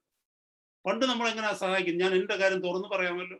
പണ്ട് നമ്മൾ ആരെങ്കിലും സഹായിച്ചാൽ ഞാൻ കരുതുന്ന ആരെങ്കിലും ഒരു രണ്ടുപേര് ഇത് അറിഞ്ഞായിരുന്നത് നന്നായിരുന്നു. ആരെങ്കിലും അറിയത്തില്ലെങ്കിൽ എൻ്റെ സംഭാഷണത്തിൽ കൂടെ തന്നെ ഞാനത് പുറത്ത് കൊണ്ടുവരും എങ്ങനെയെങ്കിലും ഒക്കെ. പക്ഷെ ഇന്നങ്ങനെയാണോ? ഇന്ന് നമ്മൾ ആരെങ്കിലും സഹായിക്കുന്നെങ്കിൽ we are constrained. We make every effort so that nobody would know it. ഒന്ന് നിങ്ങൾ ചിന്തിച്ചു നോക്കിയാൽ വന്ന മാറ്റം നോക്കിക്കേ. ഇന്ന് നമ്മൾ ഒരു വ്യക്തിയെ സഹായിക്കുന്നുവെങ്കിൽ, ഒരു വ്യക്തിക്ക് ഒരു നല്ല കാര്യം ചെയ്യുന്നുവെങ്കിൽ, നമ്മൾ എല്ലാ പഴുതുകളും അടയ്ക്കും, മറ്റാരും ഇതറിയരുത്. ഞാൻ ചോദിക്കട്ടെ, അത് എവിടുന്നാ വന്നത്? അതാ പരിശുദ്ധാത്മാവ് ചെയ്ത പ്രവൃത്തിയാണെന്ന് ഞാൻ പറഞ്ഞു. ഹല്ലേലൂയ. അപ്പൊ കർത്താവിന്റെ പരിശുദ്ധാത്മാവ് ചെയ്യുന്ന പ്രവൃത്തിയാണ് ഈ പറഞ്ഞിരിക്കുന്ന ദൈവവചനം പറഞ്ഞിരിക്കുന്ന ദയ, ആത്മാവിന്റെ ഫലമായ ദയ. അപ്പൊ ഒരിക്കലും ചുറ്റുപാട് നോക്കിക്കൊണ്ട് പറയരുത്, ഒത്തിരി പേര് നല്ല കാര്യങ്ങൾ ചെയ്യുന്നുണ്ട്, ഒത്തിരി പേര് ചാരിറ്റി വർക്ക്, പ്രത്യേകിച്ച് നമ്മൾ ഈ താമസിക്കുന്ന ഈ രാജ്യത്ത് ചാരിറ്റി വർക്ക്സ് ഒത്തിരി ചെയ്യുന്ന നല്ല മനുഷ്യരുണ്ട്. അവർ ചെയ്യുന്നത് തെറ്റാന്നല്ല ഞാൻ പറയുന്നത്. അവർ ചെയ്യുന്ന അവർ കാണിക്കുന്ന ദയ ഈ പരിശുദ്ധാത്മാവിനാൽ ഉണ്ടായ ദയ അല്ല. അതാണ് ഞാൻ പറയുന്നതിന്റെ ഉദ്ദേശ്യം. അവർ ചെയ്യുന്നതിനേക്കാൾ കൂടുതൽ നമ്മൾ ചെയ്യണം. അതാ ഞാൻ പറഞ്ഞു വരുന്നത്. അതിന്റെ അർത്ഥം നമ്മൾ ഒത്തിരി ചാരിറ്റി വർക്ക് ചെയ്യണമെന്നല്ല പറഞ്ഞത്. ഇന്ന് മെസ്സേജ് കേൾക്കുമ്പോൾ നമുക്കത് പൂർണ്ണമായിട്ട് മനസ്സിലാകും. അപ്പൊ എന്നെ കേൾക്കുന്ന ദൈവമക്കളെ, this is what love is put in action. സ്നേഹത്തെ പ്രവൃത്തിയാക്കി മാറ്റുന്നതാണ് ദയ എന്ന് പറയുന്നത്. നമ്മുടെ വാഴ്ത്തപ്പെട്ട കർത്താവിങ്കിലേക്കൊന്ന് നോക്കിക്കഴിഞ്ഞാൽ, ഹല്ലേലൂയ, ഞാൻ പറഞ്ഞല്ലോ, കർത്താവിലാണ് ഈ ഫലം വ്യക്തമായി വെളിപ്പെട്ടത്. ആത്മാവിന്റെ ഫലം വ്യക്തമായി വെളിപ്പെട്ടത്. കാരണം കർത്താവാണ് ആദ്യത്തെ, he was the first human being in whom the Holy Spirit of God was dwelling fully. കർത്താവ് വരെ ആരിലും പരിശുദ്ധാത്മാവ് നിറഞ്ഞിരുന്നില്ല. പെന്തിക്കോസ്തി കർത്താവ് കഴിഞ്ഞാൽ പിന്നെ പെന്തിക്കോസ്തി നാളിലാണ് മനുഷ്യന് ഉള്ളിലേക്ക് വാസം ചെയ്യുവാൻ പരിശുദ്ധാത്മാവ് സ്വർഗത്തിൽ നിന്ന് ഇറങ്ങി വന്നത്. Price the Lord. നമ്മുടെ വാഴ്ത്തപ്പെട്ട കർത്താവിന്റെ ഉള്ളിലേക്ക് പരിശുദ്ധാത്മാവ് വന്ന് നിറഞ്ഞ് അഭിഷേകം ചെയ്തത് എവിടെ വെച്ചാണെന്ന് നമുക്കറിയാം. സ്നാനം കഴിഞ്ഞ് ഉടനെ അവിടുന്ന് കരയിലേക്ക് കയറുമ്പോൾ, മത്തായിയുടെ സുവിശേഷം 3-ാം അധ്യായത്തിന്റെ അവസാന ഭാഗം കാണുവാൻ കഴിയും. പരിശുദ്ധാത്മാവ് പ്രാവുന്ന പോലെ അവരിലേക്ക് ഇറങ്ങി വന്നു വസിച്ചു. നമുക്ക് മനസ്സിലാക്കുവാനായിട്ട് കഴിയും. അപ്പോൾ കർത്താവിലാണ് പരിപൂർണമായിട്ട് പരിശുദ്ധാത്മാവിന്റെ ഫലം വെളിപ്പെട്ടത്. ആ കർത്താവിനെ കുറിച്ച്, ആ വചനത്തെ കുറിച്ച് എഴുതിയിരിക്കുന്നത് എങ്ങനെയാണെന്നറിയാമോ? ക്രിസ്തുവോ നാം പാപികളായിരിക്കുമ്പോൾ തന്നെ നമുക്ക് വേണ്ടി മരിക്കിയാൽ ദൈവം തനിക്ക് നമ്മോടുള്ള സ്നേഹത്തെ പ്രദർശിപ്പിച്ചിരിക്കുന്നു. ശ്രദ്ധിച്ചു നോക്കിയേ, ആ വാക്യത്തിൽ ഒരു പ്രധാനമായിട്ടുള്ള ഒരു പോയിന്റ് ഉണ്ട്. ക്രിസ്തുവോ നാം പാപികളായിരിക്കുമ്പോൾ തന്നെ നമുക്ക് വേണ്ടി മരിക്കിയാൽ. അതിന് മുകളിൽ ഒരു വാക്യമുണ്ട്. 7-ാമത്തെ വാക്യം വായിച്ചു കഴിഞ്ഞാൽ അവിടെ എഴുതിയിരിക്കുന്നു, നീതിമാനു വേണ്ടി, ഗുണവാനു വേണ്ടി ആരെങ്കിലും മരിക്കുവാൻ തുനിഞ്ഞേക്കാം എന്നൊരു വാക്യമുണ്ട്. ഗുണവാനു വേണ്ടി, നല്ല മനുഷ്യർക്ക് വേണ്ടി മരിക്കാൻ എല്ലാവരും തയ്യാറാ, അല്ലേ? നമ്മൾ പലരെയും സഹായിക്കുമ്പോൾ പറയത്തില്ലയോ, അദ്ദേഹം ഒരു നല്ല മനുഷ്യനാണ്, നമ്മൾ ചെയ്യുന്നതുകൊണ്ട് ഒരു ദോഷവും വരത്തില്ല, പറയത്തില്ലേ? എന്നാൽ ദുഷ്ടന്മാർക്ക് വേണ്ടി നമ്മൾ ചെയ്യുമോ? കള്ളന്മാർക്ക് വേണ്ടി നമ്മൾ ചെയ്യുമോ? ഇവിടെ വചനം പറയുന്നത് കള്ളന്മാർക്ക് വേണ്ടിയാ കർത്താവ് മരിച്ചത്, നമുക്ക് വേണ്ടി. അവിടെയാണ് ഒരു ദയയുടെ, ഒരു ലോകത്തിൽ ഒരു മനുഷ്യനും പ്രൊഡ്യൂസ് ചെയ്യുവാൻ കഴിയാത്ത, പരിശുദ്ധാത്മാവിന് മാത്രം ചെയ്യുവാൻ കഴിയുന്ന ഒരു ദയയെ കുറിച്ച് കാണുവാൻ കഴിയുകയാണ്. ക്രിസ്തുവോ നാം പാപികളായിരിക്കുമ്പോൾ തന്നെ അവിടുന്ന് നമുക്ക് വേണ്ടി മരിച്ചു. എന്നെ കേൾക്കുന്ന സഹോദരങ്ങളെ, ഇത് കർത്താവിന് മാത്രമേ ചെയ്യുവാൻ കഴിയൂ. കർത്താവിന് മാത്രമേ, യോഗ്യതയില്ലാത്ത ഒരു വ്യക്തിയെ സഹായിക്കുവാൻ കർത്താവിന് മാത്രമേ കഴിയൂ, നമുക്ക് കഴിയത്തില്ല. അല്ലെങ്കിൽ നമുക്കത് കഴിയണമെങ്കിൽ പരിശുദ്ധാത്മാവി ഫലം നമ്മളിൽ നിറയ്ക്കണം. പരിശുദ്ധാത്മാവി ഫലം നമ്മളിലേക്ക് കൊണ്ടുവരണം. നമ്മളതാ ഇന്നത്തെ രാത്രി പഠിക്കുവാനായിട്ട് പോകുന്നത്. കർത്താവിന്റെ പരിശുദ്ധാത്മാവിനാൽ നൽകപ്പെട്ട ഫലമാകുന്ന compassion. Praise the Lord. Hallelujah, സ്തോത്രം. നമ്മൾ മുന്നോട്ട് പഠിക്കാൻ പോവുകയാണ്. ഹല്ലേലൂയ. അവിടെ നമ്മൾ മനസ്സിലാക്കേണ്ടത്, when God showed this compassion, he had to pay a price. He not only said about it, listen to me, my brothers and my sisters, he not only said about it, he not only pitied, but what did he do? He left his heavenly abode and he came down as a man. കർത്താവ് നമ്മുടെ ആവശ്യം കണ്ടു, കർത്താവ് നമ്മുടെ ആവശ്യം അറിഞ്ഞു, കർത്താവ് നമ്മുടെ കഷ്ടതയെ അറിഞ്ഞു, കർത്താവ് നമ്മുടെ സ്വഭാവം അറിഞ്ഞു. കർത്താവിന് ദയയുള്ള കർത്താവ്. കർത്താവ് നമ്മളോട് സഹതപിക്കുക മാത്രമല്ല ചെയ്തത്, പിന്നെയോ he took an action. The love became an action. എന്താ ചെയ്തത്? He not only pitied, അവന് കഷ്ടമെന്ന് പറയുക മാത്രമല്ല ചെയ്തത്, താൻ ഇരുന്ന സിംഹാസനത്തിൽ നിന്ന് എഴുന്നേറ്റ് താൻ, ഹല്ലേലൂയ, ആർക്കാണോ തന്റെ ആവശ്യം ഉണ്ടായിരുന്നത് അവരുടെ ഇടയിലേക്ക് ഇറങ്ങി വന്നു. എന്നെ കേൾക്കുന്ന സഹോദരങ്ങളെ, നമ്മൾ പല കാര്യങ്ങളും കണ്ടിട്ട് കഷ്ടമെന്ന് പറഞ്ഞ് സഹതപിക്കാറുണ്ട്. അത് തന്നെ വലിയൊരു കാര്യമാണ്. മറ്റുള്ളവരോട് സിമ്പതി കാണിക്കുന്നത് തന്നെ വലിയൊരു കാര്യമാണ്. ഇവിടെ കർത്താവ് സിമ്പതി മാത്രമല്ല കാണിച്ചത്, he came out, he left his abode and came down to show his love in action. For that he had to pay a price. അതിന് കർത്താവിന് ഒരു വില കൊടുക്കേണ്ടി വന്നു. അപ്പൊ ദയ എന്ന് പറയുന്നത് എന്തോന്നറിയാമോ? വില കൊടുക്കുന്ന സ്നേഹമാണ് ദയ. വില കൊടുക്കുക. എനിക്ക് ഒരാളോട് സ്നേഹമുണ്ടെന്ന് പറയുന്നതിലല്ല ദയ വരുന്നത്, അതിനെ സ്നേഹം എന്ന് പറയാം. ഓക്കെ, ദയ എന്ന് പറയണമെങ്കിൽ ഞാൻ വില കൊടുത്തുകൊണ്ട് ആ സ്നേഹം വെളിപ്പെടുത്തണം. അതാണ് ദയ. Price the Lord. മറന്നു പോകരുത്. ദൈവത്തിന്റെ സ്വഭാവം മുഴുവനുമായിട്ടൊന്ന് നോക്കിക്കഴിഞ്ഞാൽ ഇതാ നമുക്ക് മനസ്സിലാകുന്നത്. ഒരു യോഗ്യതയും ഇല്ലാത്തവരെയാണ് അവിടുന്ന് സ്നേഹിക്കുന്നത്. ഒരു യോഗ്യതയും ഇല്ലാത്തവരെയാണ് അവിടുന്ന് സഹായിച്ചത്. ഒരു യോഗ്യതയും ഇല്ലാത്തവരെയാണ് തൻ്റെതാക്കി ദൈവം മാറ്റിയത്. എന്നെ കേൾക്കുന്ന സഹോദരങ്ങളെ, ഇന്നത്തെ രാത്രിയിലെ മെസ്സേജ് നമ്മുടെ ജീവിതത്തെ മാറ്റണം. നമ്മൾ ആരെയാ സ്നേഹിക്കുന്നതെന്ന് അറിയാമോ? നമ്മളെ സ്നേഹിക്കുന്നവരെ. നമ്മൾ ആരുടെ കൂടെ അടുത്തിരിക്കാൻ ആഗ്രഹിക്കുന്നത്? നമ്മുടെ കൂടെ അടുത്തിരിക്കാൻ ആഗ്രഹിക്കുന്നവരെ അല്ലേ? നമ്മൾ ആരെയാ അവോയ്ഡ് ചെയ്യുന്നത്? നമ്മുടെ കൂടെ മിക്സ് ചെയ്യാൻ പറ്റാത്തവരെ നമ്മൾ അവോയ്ഡ് ചെയ്യും അല്ലേ? നമ്മുടെ എല്ലാവരുടെയും ദൈവമക്കളാണെന്ന് പറയുന്നവരുടെയും സ്വഭാവം നമുക്ക് എല്ലാവരോടും യോജിച്ച് ഇരിക്കാൻ പറ്റത്തില്ല. സഹോദരങ്ങളെ, ആത്മാർത്ഥതയോടെ നിങ്ങളൊന്ന് പറഞ്ഞേ, നിങ്ങളൊന്ന് ചുറ്റുപാട് നോക്കിയേ. നിങ്ങൾക്ക് അടുപ്പമുള്ളവരുണ്ട്, ഒത്തിരി അടുപ്പമുള്ളവരുണ്ട്, കുറച്ച് അകൽച്ചയുള്ളവരുണ്ട്. എന്തോ ചിലപ്പോൾ ഒരു കാര്യവും കാണത്തില്ല, പക്ഷെ അടുത്തിരിക്കാൻ പറ്റത്തില്ല. ഞാൻ പറഞ്ഞു മനസ്സിലാവുന്നുണ്ടോ സഹോദരങ്ങളെ? എന്നാൽ കർത്താവിന്റെ ഈ ദയയെക്കുറിച്ച് പറയുമ്പോൾ, ഹല്ലേലൂയ, സ്തോത്രം, അവിടുന്ന് അകന്നിരിക്കുന്നവരെ അടുപ്പിച്ച ദൈവമാണ്. ഒരു മനോഹരമായ വചനത്തിലേക്ക് ഞാൻ പെട്ടെന്ന് പോകാനായിട്ട് ആഗ്രഹിക്കുന്നു. 78-ാമത്തെ സങ്കീർത്തനം. 78-ാമത്തെ സങ്കീർത്തനത്തെ കുറിച്ച് സഹോദരങ്ങളെ നമുക്കറിയാമല്ലോ. 78-ാമത്തെ സങ്കീർത്തനം എന്ന് പറയുന്ന ഇസ്രായേലിന്റെ ചരിത്രത്തെ സമ്മറൈസ് ചെയ്തിരിക്കുന്ന ഒരു സങ്കീർത്തനമാണ്. ഇസ്രായേലിന്റെ ചരിത്രം, ഇസ്രായേലിന്റെ പുറപ്പാടിന്റെ ചരിത്രത്തെ സംക്ഷിപ്തമാക്കിയിരിക്കുന്ന, സമ്മറൈസ് ചെയ്തിരിക്കുന്ന ഒരു വചനമാണ് 78-ാമത്തെ സങ്കീർത്തനം എന്ന് പറയുന്നത്. അതിനകത്ത് മനോഹരമായ 1-2 വാക്യങ്ങൾ ഞാനത് എക്സ്പ്ലെയിൻ ചെയ്യാനായിട്ട് ശ്രമിക്കുന്നില്ല. ഞാൻ ദൈവത്തിന്റെ ഒരു സ്വഭാവം കാണിക്കാനായിട്ടാണ് ഞാൻ ആഗ്രഹിക്കുന്നത്. അവിടെ നോക്കിയേ, 37 മുതലുള്ള വാക്യങ്ങൾ നോക്കിയേ. Psalm 78 verse 37 onwards. അവരുടെ ഹൃദയം അവങ്കൽ സ്ഥിരമായിരുന്നില്ല, അവന്റെ നിയമത്തോട് അവർ വിശ്വസ്തത കാണിച്ചതുമില്ല. എങ്കിലും അവൻ കരുണയുള്ളവനാകൊണ്ട്, അതിന്റെ അർത്ഥം അവൻ ദയയുള്ളവനായതുകൊണ്ട്, ബിക്കോസ് ഹി ഹാഡ് കമ്പാഷൻ, അവൻ ദയയുള്ളവനാകൊണ്ട് അവരെ നശിപ്പിക്കാതെ അവരുടെ അകൃത്യം ക്ഷമിച്ചു. തന്റെ ക്രോധത്തെ മുഴുവനും ജ്വലിപ്പിക്കാതെ തന്റെ കോപത്തെ പലപ്പോഴും അടക്കിക്കളഞ്ഞു. അവർ ജഡമത്രയെന്നും മടങ്ങി വരാതെ കടന്നു പോകുന്ന കാറ്റെന്നും അവൻ ഓർത്തു. മരുഭൂമിയിൽ അവർ എത്ര പ്രാവശ്യം അവനോട് മത്സരിച്ചു, ശൂന്യപ്രദേശത്ത് എത്ര പ്രാവശ്യം അവനെ ദുഃഖിപ്പിച്ചു. ഇത് ഇസ്രായേലിന്റെ ചരിത്രം മാത്രമല്ല സഹോദരങ്ങളെ, നമ്മുടെ ഓരോരുത്തരുടെയും ചരിത്രമാണ്. നമ്മുടെ ഓരോരുത്തരുടെയും ചരിത്രം എന്താണെന്നറിയാമോ? അവരുടെ ഹൃദയം അവങ്കിൽ സ്ഥിരമായി. നമ്മുടെ എത്ര പേരുടെ ഹൃദയം ദൈവത്തിൽ സ്ഥിരമായിരുന്നു സഹോദരങ്ങളെ? Our hearts were not with God many a times, even today. ഇന്നും നോക്കിക്കേ, നമ്മുടെ ജീവിതം പൂർണ്ണമായി ക്രിസ്തുവിൽ, പൂർണ്ണമായി ദൈവത്തിൽ സ്ഥിരമായി നിൽക്കുന്നുണ്ടോ? ഇല്ല. പലപ്പോഴും വെയ്വർ ചെയ്യാറുണ്ട്. മറ്റു പലതിലേക്കും ഒക്കേഷണലി നമ്മുടെ ഹൃദയം പോകാറുണ്ട്. ഇവിടെ നോക്കിക്കേ, അവന്റെ നിയമത്തോട് അവർ വിശ്വസ്തത കാണിച്ചില്ല. നമ്മളിൽ എത്ര പേര് കർത്താവിന്റെ നിയമത്തോട് പൂർണ്ണ വിശ്വസ്തത കാണിക്കുന്നു? We may say that we are better than last year, we better than yesterday. That is right. പക്ഷെ പൂർണ്ണമായ വിശ്വസ്തത കർത്താവിന്റെ വചനത്തോട് കാണിക്കുവാൻ നമുക്ക് എത്ര പേർക്ക് കഴിയുന്നുണ്ട്? അടുത്ത വാക്യം പറയുന്നത് അറിയാമോ? എങ്കിലും അവൻ കരുണയുള്ളവനാകെ കൊണ്ട് അവരെ നശിപ്പിക്കാതെ അവരുടെ അകൃത്യം ക്ഷമിച്ചു. തന്റെ ക്രോധത്തെ മുഴുവനും ജ്വലിപ്പിക്കാതെ അവന്റെ കോപത്തെ അടക്കിക്കളഞ്ഞു. ദൈവത്തിന്റെ സ്വഭാവമാണ് കാണിക്കുന്നത്. കാരണം എന്തെന്നറിയാമോ? അവിടുന്ന് ദയയുള്ളവനാണ്. He is full of compassion.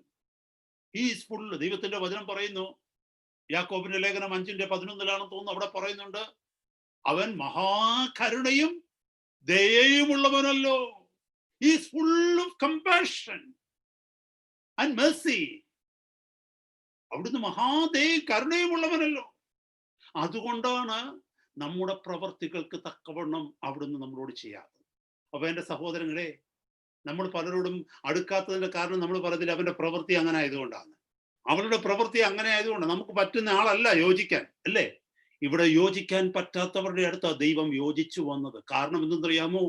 That proves that He is a God of compassion. Hallelujah. He is a God of compassion. എന്നെ കേൾക്കുന്ന സഹോദരങ്ങളെ, നമ്മൾ ദൈവമക്കളാണെങ്കിൽ ഈ ഭൂമിയിൽ ഒരു വ്യക്തിയെ മാറ്റി നിർത്തുവാൻ നമുക്ക് കഴിയുകയില്ല. അവരോട് ഫെലോഷിപ്പ് ആചരിക്കണമെന്നല്ല ഞാൻ പറയുന്നത്. അങ്ങനെ നമുക്ക് ചെയ്യാൻ പ്രമാണമില്ല.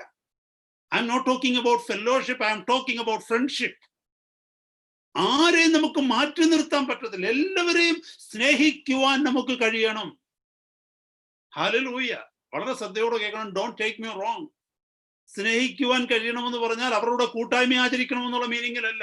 കർത്താവ് പോലും കൂട്ടായ്മ ആചരിച്ചത് താൻ തെരഞ്ഞെടുത്ത ശിഷ്യന്മാരുടെ കൂടെ മാത്രമാണ്. പുരുഷാരത്തിന്റെ കൂടെ കർത്താവ് കൂട്ടായ്മ ആചരിച്ചിട്ടില്ല. ഫെലോഷിപ്പ് ആചരിച്ചിട്ട്. Fellowship means it is done in one body. Praise God. Hallelujah. This is talking about friendship, compassion, feeling for something, feeling for somebody. അതാ അതിനെക്കുറിച്ച് പറയുന്നത്. ഞാൻ വേഗം മുന്നോട്ട് പോകട്ടെ. ഇത് ദൈവത്തിന്റെ സ്വഭാവമാണ് കാണിക്കുന്നത്. ലൂക്കോസിന്റെ സുവിശേഷം 6:36 ഇങ്ങനെ മനോഹരമായ ഒരു വാക്യം പറയുന്നുണ്ട്, നിങ്ങളുടെ പിതാവ് മനസ്സലിവുള്ളവനാകയാൽ നിങ്ങളും മനസ്സലിവുള്ളവരായിരിക്കട്ടെ. Price the Lord. നിങ്ങളുടെ പിതാവ്, ഞാൻ ആ സമയം എടുത്തെടുത്ത് ആ വചനം വായിക്കുന്നില്ല. അങ്ങനെ നിങ്ങളുടെ പിതാവ് മനസ്സലിവുള്ളവൻ ആകുന്നത് പോലെ നിങ്ങളും മനസ്സലിവുള്ളവരായിരിക്കുവിൻ. How do we know that we are the child of a compassionate father? മനസ്സലിവുള്ള പിതാവിന്റെ മക്കളാണ് നമ്മളെന്ന് എങ്ങനെ നമുക്ക് ബോധ്യമാകും? നമ്മൾ മനസ്സലിവുള്ളവരായി മാറുമ്പോൾ നമുക്ക് ഉറപ്പുണ്ടാകും നാം മനസ്സലിവുള്ള ഒരു പിതാവിന്റെ മകനാണെന്ന്. My brother and my sister, how do we know that we truly are the children of an almighty compassionate God? When we show mercy to other people, when we show kindness to other people, though such people cannot, they may not deserve it. നമ്മൾ പറയുന്നില്ലേ, they don't deserve it. I'm asking you one thing, do we deserve the love of God? Do we deserve it to be called the children of Almighty God? No, none of us. We deserve only eternal hell. നമുക്ക് ആർക്കും യോഗ്യതയില്ല ദൈവത്തിന്റെ മക്കളെന്ന് വിളിക്കപ്പെടുവാൻ. സർവശക്തന്റെ മക്കളെന്ന് വിളിക്കപ്പെടുവാൻ നമുക്ക് ആർക്കും യോഗ്യതയില്ല. നമുക്കുള്ള ഏക യോഗ്യത നിത്യനരകമാണ്. അവിടെയാണ് ദൈവം നമ്മെ സ്നേഹിച്ചത്. അതുകൊണ്ട് വചനം പറയുന്നത്, നിങ്ങളുടെ പിതാവ് മനസ്സലിവുള്ളവനാകയാൽ നിങ്ങളും മനസ്സലിവുള്ളവരായിരിക്കട്ടെ. വാഴ്ത്തപ്പെട്ട കർത്താവ് പറഞ്ഞതാ ലൂക്കോസ് സുവിശേഷം 6:36 വാക്യത്തിൽ. എന്നെ കേൾക്കുന്ന സഹോദരങ്ങളെ, ഞാൻ വേഗം മുന്നോട്ട് പോകട്ടെ. മത്തായിയുടെ സുവിശേഷം 5-ാം മുതലുള്ള വാക്യങ്ങൾ നമുക്ക് കാണുമ്പോൾ മനസ്സിലാകും, കൂട്ടുകാരനെ സ്നേഹിക്കുക എന്നും ശത്രുവിനെ പയക്കുക എന്നും നിങ്ങൾ കേട്ടിട്ടില്ലേ? എന്നിട്ട് പറയുന്ന കർത്താവ് പറയുന്നുണ്ട്, ഞാനോ നിങ്ങളോട് പറയുന്നത്, നിങ്ങളെ ശത്രുക്കളെ സ്നേഹിക്കുവിൻ, അവർക്ക് വേണ്ടി പ്രാർത്ഥിക്കുവിൻ. പിന്നെ പറയുന്നുണ്ട്, നിങ്ങളെ പിതാവിന് മക്കളായി തീരേണ്ടതിന് തന്നെ. നമ്മൾ കർത്താവിന്റെ മക്കളായി തീരുന്നത് എപ്പോഴാണെന്നറിയാമോ? ശത്രുവിനെ സ്നേഹിക്കുമ്പോഴാണ്. കാരണം അതിന് എക്സ്പ്ലനേഷൻ അടുത്ത വാക്യങ്ങളിൽ പറയുന്നുണ്ട്. എന്തോ പറയുന്ന അറിയാമോ? അവൻ നീതിമാന്മാരുടെ പേരും നീതി കെട്ടവരുടെ പേരും തന്റെ സൂര്യനെ ഉദിപ്പിക്കുകയും നല്ലവരുടെ പേരും ദുഷ്ടന്മാരുടെ പേരും തന്റെ മഴയെ അയക്കുകയും ചെയ്യും. That is the character of God. That is the character of my heavenly Father. That is the reason. ദൈവത്തിന്റെ വചനം പറയുന്നുണ്ട്, മത്തായിയുടെ സുവിശേഷം 14-ാം അധ്യായത്തില്, അതുപോലെ 9-ാം അധ്യായത്തില് പറയുന്നുണ്ട്, he was moved with the compassion when he saw the people without a leader. without a shepherd, ഇടയനില്ലാത്ത ആടുകളെ പോലെ ജനത്തെ കണ്ടപ്പോൾ കർത്താവ് മനസ്സലിഞ്ഞു എന്നാ വചനം പറയുന്നത്. ഹല്ലേലൂയ, സ്തോത്രം. എന്നെ കേൾക്കുന്ന സഹോദരങ്ങളെ, എന്തുകൊണ്ടാണ് നമ്മുടെ വാഴ്ത്തപ്പെട്ട കർത്താവിന്റെ മനസ്സലിഞ്ഞത്? Because he was the son of an almighty God. എന്തുകൊണ്ടാണ് എന്റെയും നിങ്ങളുടെയും മനസ്സലിയേണ്ടത്? Because we claim that we are the children of God. എന്നെ കേൾക്കുന്ന സഹോദരങ്ങളെ, യേശു കർത്താവ് സ്വർഗം വിട്ട് ഭൂമിയിലേക്ക് ഇറങ്ങി വന്നു ദുഷ്ടന്മാരും ശത്രുക്കളുമായിരുന്ന നമ്മളെ സ്നേഹിച്ചതും നമുക്ക് വേണ്ടി മരിച്ചതും എന്തുകൊണ്ട്? സ്വർഗത്തിലെ പിതാവ് മനസ്സലിവുള്ളവനാകിയാൽ പിതാവിന്റെ പുത്രനായ ക്രിസ്തു മനസ്സലിവുള്ളവനായിരുന്നു. ഹല്ലേലൂയ. പിതാവിന്റെ സ്വഭാവം അതാ. അവിടുന്ന് നല്ലവരെയും ദുഷ്ടന്മാരെയും when it comes to his work, he gives his rain both to the wicked and the good, and he said his sun rise up for all the righteous and unrighteous. He doesn't make a change. കാരണം എല്ലാം അവിടുത്തെ സൃഷ്ടിയാണ്. കർത്താവ് ഒരിക്കലും പറയത്തില്ല എന്റെ മക്കളുള്ളിടത്ത് മാത്രമേ ഞാൻ മഴ കൊടുക്കത്തുള്ളൂ, എന്റെ മക്കളില്ലാത്തവർക്ക് ഞാൻ മഴ കൊടുക്കത്തില്ല, പറയത്തില്ല കർത്താവ്. പ്രപഞ്ചത്തിൽ ഭൂമിയിലേക്ക് അവിടുന്ന് മഴ അയക്കുന്നു, സൂര്യന്റെ വെളിച്ചം കൊടുക്കുന്നു. എന്തുകൊണ്ട്? അവിടുന്ന് മനസ്സലിവുള്ളവനാണ്. വചനം പറയുന്നു, സകല സൃഷ്ടികളും അവിടുത്തെ നോക്കിക്കൊണ്ടിരിക്കുന്നു. അവർ തങ്ങളുടെ ആഹാരം ദൈവത്തോട് ചോദിക്കുന്നുവെന്ന് പറവകളെ കുറിച്ച് പറയുന്നുണ്ട് സങ്കീർത്തനത്തിൽ. എന്നെ കേൾക്കുന്ന ദൈവമക്കളെ, അതിന്റെ അർത്ഥം കർത്താവ് കമ്പാഷനേറ്റ് ആണ്. എന്തുകൊണ്ടാണ് ഈ കമ്പാഷൻ അല്ലെങ്കിൽ ഈ ജെന്റിൽനെസ് അല്ലെങ്കിൽ ഈ കൈൻഡ്നെസ് ഇത്ര ഇമ്പോർട്ടന്റ് ആയിട്ട് ദൈവവചനം നമ്മളെ പഠിപ്പിക്കുന്നതെന്ന് അറിയാമോ? നമ്മൾ ലോകത്തിലുള്ള മറ്റുള്ളവരുമായിട്ടുള്ള വ്യത്യാസം എന്താ? നമ്മളെപ്പോഴും പറയാറില്ലേ, നമ്മൾ വിശ്വാസികളും അവരെ അവിശ്വാസികളുമാണ്. അതൊന്നുകൂടെ പറഞ്ഞു കഴിഞ്ഞാൽ, നമ്മൾ ദൈവത്തെ അറിഞ്ഞവരും അവർ ദൈവത്തെ അറിയാത്തവരുമാണ്. കുറച്ചുകൂടെ പറഞ്ഞു കഴിഞ്ഞാൽ, കുറച്ചുകൂടെ ക്ലാരിറ്റി കൊടുത്തു കഴിഞ്ഞാൽ, നമ്മൾ ദൈവമക്കളും അവർ ദൈവമക്കളല്ലാത്തവരും അല്ലേ? അങ്ങനാണെങ്കിൽ നമ്മൾ ദൈവത്തിന്റെ സ്വഭാവം കാണിച്ചേ പറ്റൂ. കാണിച്ചില്ല എങ്കിൽ നാം ദൈവമക്കളല്ലെന്ന ദൈവവചനം പഠിപ്പിക്കാൻ പോകുന്നത്. ഇത് ഓപ്ഷണൽ അല്ല. My brothers and my sisters don't think that this is optional. അതാ ഞാൻ ആദ്യം പറഞ്ഞത്, ഇതൊരു മെസ്സേജ് അല്ല. This is something we need to do about it. Exam is very near. We need to work out. ഈ ദയ എന്ന് പറയുന്നത്, കമ്പാഷൻ എന്ന് പറയുന്നത് സ്വർഗത്തിലെ ദൈവത്തിന്റെ one of the prominent attributes ആണ്. സ്വർഗത്തിലെ ദൈവത്തിന്റെ ഏറ്റവും പ്രധാനപ്പെട്ട സ്വഭാവങ്ങളിൽ ഒന്നാണ് അവിടുന്ന് ദയയുള്ളവനാണ്. കഴിഞ്ഞ ആഴ്ച കേട്ടു, ദീർഘക്ഷമയുള്ളവനാണ്, മഹാദയുള്ളവനാണ്. എപ്പോഴും നമ്മൾ പറയുന്ന കർത്താവേ, അവിടുന്ന് മഹാദയും ദീർഘക്ഷമയും ഉള്ളവനല്ലേ? അപ്പോൾ അവിടുത്തെ മക്കളാകുന്ന ഞങ്ങളും മഹാദയും ദീർഘക്ഷമയും ഉള്ളവരായിരിക്കണം. മത്തായിയുടെ സുവിശേഷം 5-ാം അധ്യായത്തിൽ പർവ്വത പ്രസംഗത്തിനകത്ത് ബി ആറ്റിറ്റ്യൂഡ്സിനകത്ത് പറയുന്നുണ്ട്, കരുണയുള്ളവർ ഭാഗ്യവാന്മാർ, അവർക്ക് കരുണ ലഭിക്കും. 5:7. കരുണയുള്ളവർ ഭാഗ്യവാന്മാർ, അവർക്ക് കരുണ ലഭിക്കും. ആ വാക്യം ഒന്ന് ശരിക്കൊന്ന് ശ്രദ്ധിച്ചു പഠിച്ചേ. The promise and the condition are both the same. That is the only beatitude where the promise is same as of the condition. Hallelujah. നമ്മൾ കരുണ കാണിച്ചാൽ നമുക്ക് കരുണ കിട്ടുമെന്ന, കരുണ കാണിച്ചില്ലെങ്കിൽ കരുണ ലഭിക്കത്തില്ലെന്ന. ഞാൻ ദൈവപൈതലായി തീർന്നത് എന്തുകൊണ്ടാണെന്ന് അറിയാമോ? കർത്താവിന്റെ കരുണ കൊണ്ട് അല്ലേ? Praise the Lord. How serious this is, my brother, my sister.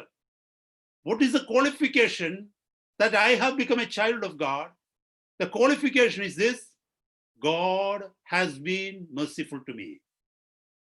കർത്താവ് പറയുകയാണ്, if you are not merciful, I will never be merciful to you. That means കർത്താവ് merciful അല്ലെങ്കിൽ എന്താ പറ്റുന്നത്? നമ്മൾ അവിശ്വാസികളായി തീർന്നു, നമുക്ക് പ്രയോജനമില്ലായി വന്നു. ആ വാക്യം ഒന്ന് ശക്തമായിട്ട് നമ്മൾ പഠിക്കേണ്ടതായിട്ടുള്ള വാക്യമാണ്. യാക്കോബിന്റെ ലേഖനം 2-ാം അധ്യായത്തിൽ 13-ാമത്തെ വാക്യം പറയുന്നു, കരുണയില്ലാത്തവന് കരുണയില്ലാത്ത ന്യായവിധി ലഭിക്കും. ഈ വാക്യങ്ങളൊക്കെ ഒന്ന് നോക്കണം. നമ്മൾ ഈ വാക്യം പറയുമ്പോൾ ആ വാക്യം അങ്ങനെ തന്നെ ഉണ്ടോ എന്നൊന്ന് ശ്രദ്ധിക്കണം ദൈവമക്കളെ. കരുണയില്ലാത്തവന് കരുണയില്ലാത്ത ന്യായവിധി ഉണ്ടാകും. അവിടെ പറയുന്നുണ്ട് കരുണ ന്യായവിധിയെ ജയിക്കുന്നു. ഞാൻ ആ വാക്യം ഒന്ന് എക്സ്പ്ലോർ ചെയ്യാനായിട്ട് പോകുന്നില്ല, എക്സ്പ്ലെയിൻ ചെയ്യാനായിട്ട് പോകുന്നില്ല. നമുക്കൊക്കെ അറിയാം ആ വാക്യങ്ങൾ. അപ്പൊ ഈ കരുണ എന്ന് പറയുന്നത്, ഈ ദയ എന്ന് പറയുന്നത്, it is one of the most important thing. നമ്മുടെ ടോക്കിങ്ങിൽ ഞാൻ മുന്നോട്ടുള്ള സമയത്തിൽ ഞാൻ 1-2 കാര്യങ്ങൾ പറയുമ്പോൾ അത് വളരെ വ്യക്തമായിട്ട് നമുക്ക് മനസ്സിലാകും. നമ്മുടെ ഇടപെടലുകളിൽ, നമ്മുടെ നോട്ടങ്ങളിൽ, നമ്മുടെ ചിന്തകളിൽ, മറ്റുള്ളവരോടുള്ള സമീപനങ്ങളിൽ, നമ്മുടെ ജീവിതത്തിൽ കരുണയില്ലെങ്കിൽ ദൈവവേദനെ ഈ ഭൂമിയിലുള്ള നമ്മുടെ റെപ്യൂട്ടേഷൻ നഷ്ടപ്പെടുമെന്നുള്ളതല്ല വിഷയം. സ്വർഗത്തിലുള്ള നമ്മുടെ എൻറ്റിറ്റി നമുക്ക് നഷ്ടപ്പെടും, അതാ വിഷയം. പലപ്പോഴും നമ്മുടെ ഭവനത്തിനകത്തായാലും ഭവനത്തിന് പുറത്തായാലും, ദൈവസഭയ്ക്ക് അകത്തായാലും ദൈവസഭയ്ക്കകത്ത് പുറത്തായാലും നമ്മൾ എത്രയോ സമയം കരുണയില്ലാത്തവരായിട്ട് പെരുമാറിയിട്ടുണ്ട് മറ്റുള്ളവരോട്, ഇല്ലേ? അത് പ്രൂവ് ചെയ്യുന്നത് എന്താണെന്നറിയാമോ? കരുണയില്ലാത്ത ന്യായവിധിക്ക് വേണ്ടി കാത്തിരിക്കുന്നവരാണ് നമ്മളെന്ന്. ദൈവത്തിന്റെ വചനം സത്യമാണെന്ന് നിങ്ങൾ വിശ്വസിക്കുന്നെങ്കിൽ ഹല്ലേലൂയ. നമ്മുടെ വാഴ്ത്തപ്പെട്ട കർത്താവ് 2 ഉപമകൾ പറഞ്ഞു ഈ ദയയുടെ 2 വശങ്ങൾ നമ്മളെ പഠിപ്പിക്കാൻ. 2 വശങ്ങളുണ്ട് ദൈവത്തിന്റെ ദയക്ക്. ഡിവൈൻ കൈൻഡ്നെസ്സിന്, കമ്പാഷന് 2 വശങ്ങളുണ്ട്. ആ 2 വശങ്ങളെ നമുക്ക് പഠിപ്പിച്ചു തരാൻ കർത്താവ് 2 ഉപമകൾ പറഞ്ഞു. ഞാൻ ആ 2 ഉപമകളുടെ സംക്ഷിപ്തമായിട്ട് അതൊന്ന് സമ്മറൈസ് ചെയ്ത് അതിനുള്ളിൽ നിന്ന് നമ്മുടെ കർത്താവ് നമുക്ക് തരുന്ന ദൂത് നമുക്കൊന്ന് ഏറ്റെടുക്കാം. ഒന്നാമത്തേത് എവിടെയാന്ന് ചോദിച്ചാൽ മത്തായിയുടെ സുവിശേഷം 18-ാം അധ്യായത്തിലാണ്. മത്തായിയുടെ സുവിശേഷം 18-ാം അധ്യായത്തിലേക്ക് വരുമ്പോൾ മാത്യു ചാപ്റ്റർ 18, ഞാൻ അവിടേക്കൊന്ന് പോകാനായിട്ട് ആഗ്രഹിക്കുക. മാത്യു ചാപ്റ്റർ 18-ൽ വന്ന്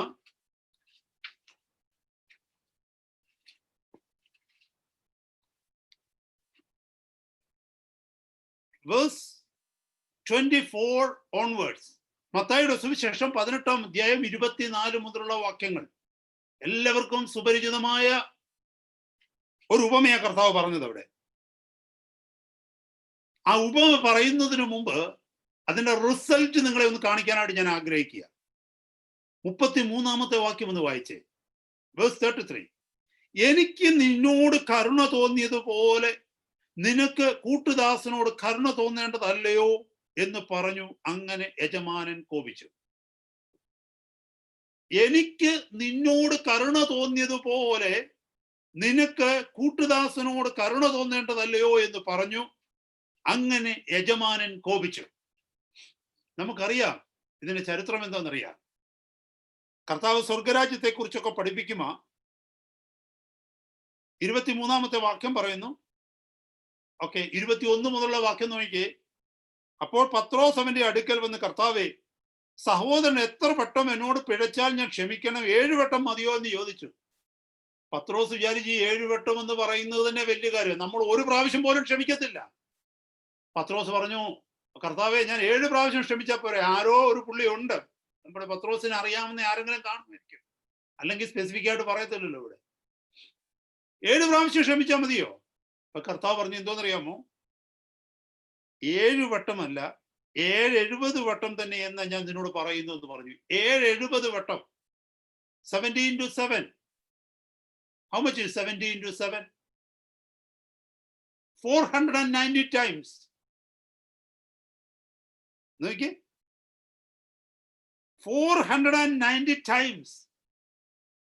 Have we ever forgiven someone 490 times? നമ്മൾ ആരെങ്കിലും അത്ര ഓർത്തിരിക്കുമോ? അത്ര എണ്ണിക്കൊണ്ടിരിക്കുമോ? ഇല്ല, ഒരിക്കലുമില്ല. എന്നിട്ട് കർത്താവ് പറഞ്ഞു എന്താന്ന് പറയുമ്പോൾ ഇറ്റ് ഈസ് അൺലിമിറ്റഡ്. 490 പ്രാവശ്യം ഒരാളോട് ക്ഷമിക്കണമെന്ന് നമ്മൾ ആരെങ്കിലും പറയുമോ? ഓക്കെ, 482 ആയി, ഇനിയിപ്പോ ഉണ്ട്, ഒരു 8 times കൂടെ എനിക്ക് പ്രൊവിഷൻ ഉണ്ട്. No, we don't remember it. അതിന് കർത്താവ് ഒന്നുകൂടെ എക്സ്പ്ലെയിൻ ചെയ്ത് കൊടുക്കുക. താഴെ കർത്താവ് പറഞ്ഞു, സ്വർഗരാജ്യം 23-ാമത്തെ വാക്യം, ഞാൻ മൊത്തം വായിക്കുന്നില്ല.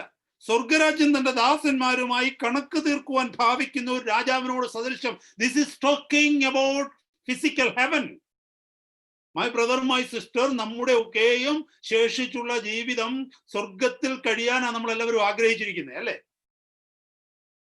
നമ്മളെല്ലാം അതിന് തയ്യാറായിട്ടിരിക്കുക. നമുക്ക് ഒരൊറ്റ കാര്യമേ ഉള്ളൂ, ഇനിയിപ്പോ ഒരു വിഷയം, കർത്താവിന്റെ കാഹളം ഒന്ന് ധ്വനിച്ചാൽ മതി, ബാക്കി എല്ലാം നമുക്ക് റെഡിയാ.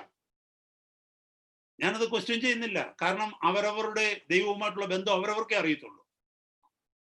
പക്ഷെ ഇതൊന്ന് ചിന്തിക്കണം. കർത്താവ് സ്വർഗരാജ്യത്തെ കുറിച്ച് പറഞ്ഞപ്പോഴും പറയുകയാണ്, സ്വർഗരാജ്യം കണക്ക് തീർക്കുന്ന ഒരു രാജാവിനോട് തുല്യമാണ്. ചില കണക്കുകൾ തീർത്തതിന് ശേഷമേ അവിടെ എത്തിക്കത്തുള്ളൂ. ചില കണക്കുകളുടെ ഇടപാടുകളുണ്ട് അവിടെ. ആ കണക്ക് നോക്കിക്കൊണ്ടിരുന്നപ്പോൾ ആ രാജാവിന്റെ കണക്ക് ബുക്കിൽ ഒരു വലിയ കടം കണ്ടു. One person owed him 10,000 talents. 10,000 താലന്ത് കടപ്പെട്ടി ഒരു മനുഷ്യനെ അവിടെ കണ്ടു. രാജാവ് പറഞ്ഞു, he owed me 10,000 talents. Where is he? Get him here. എനിക്ക് 10,000 താലന്ത് കടം തന്നു തീർക്കുവാനുള്ള ഒരു മനുഷ്യൻ. 10,000 താലന്തിനെ കുറിച്ച് എന്റെ ബൈബിളിന്റെ മാർജിനിൽ എഴുതി വെച്ചിരിക്കുന്നത് $9.25 million.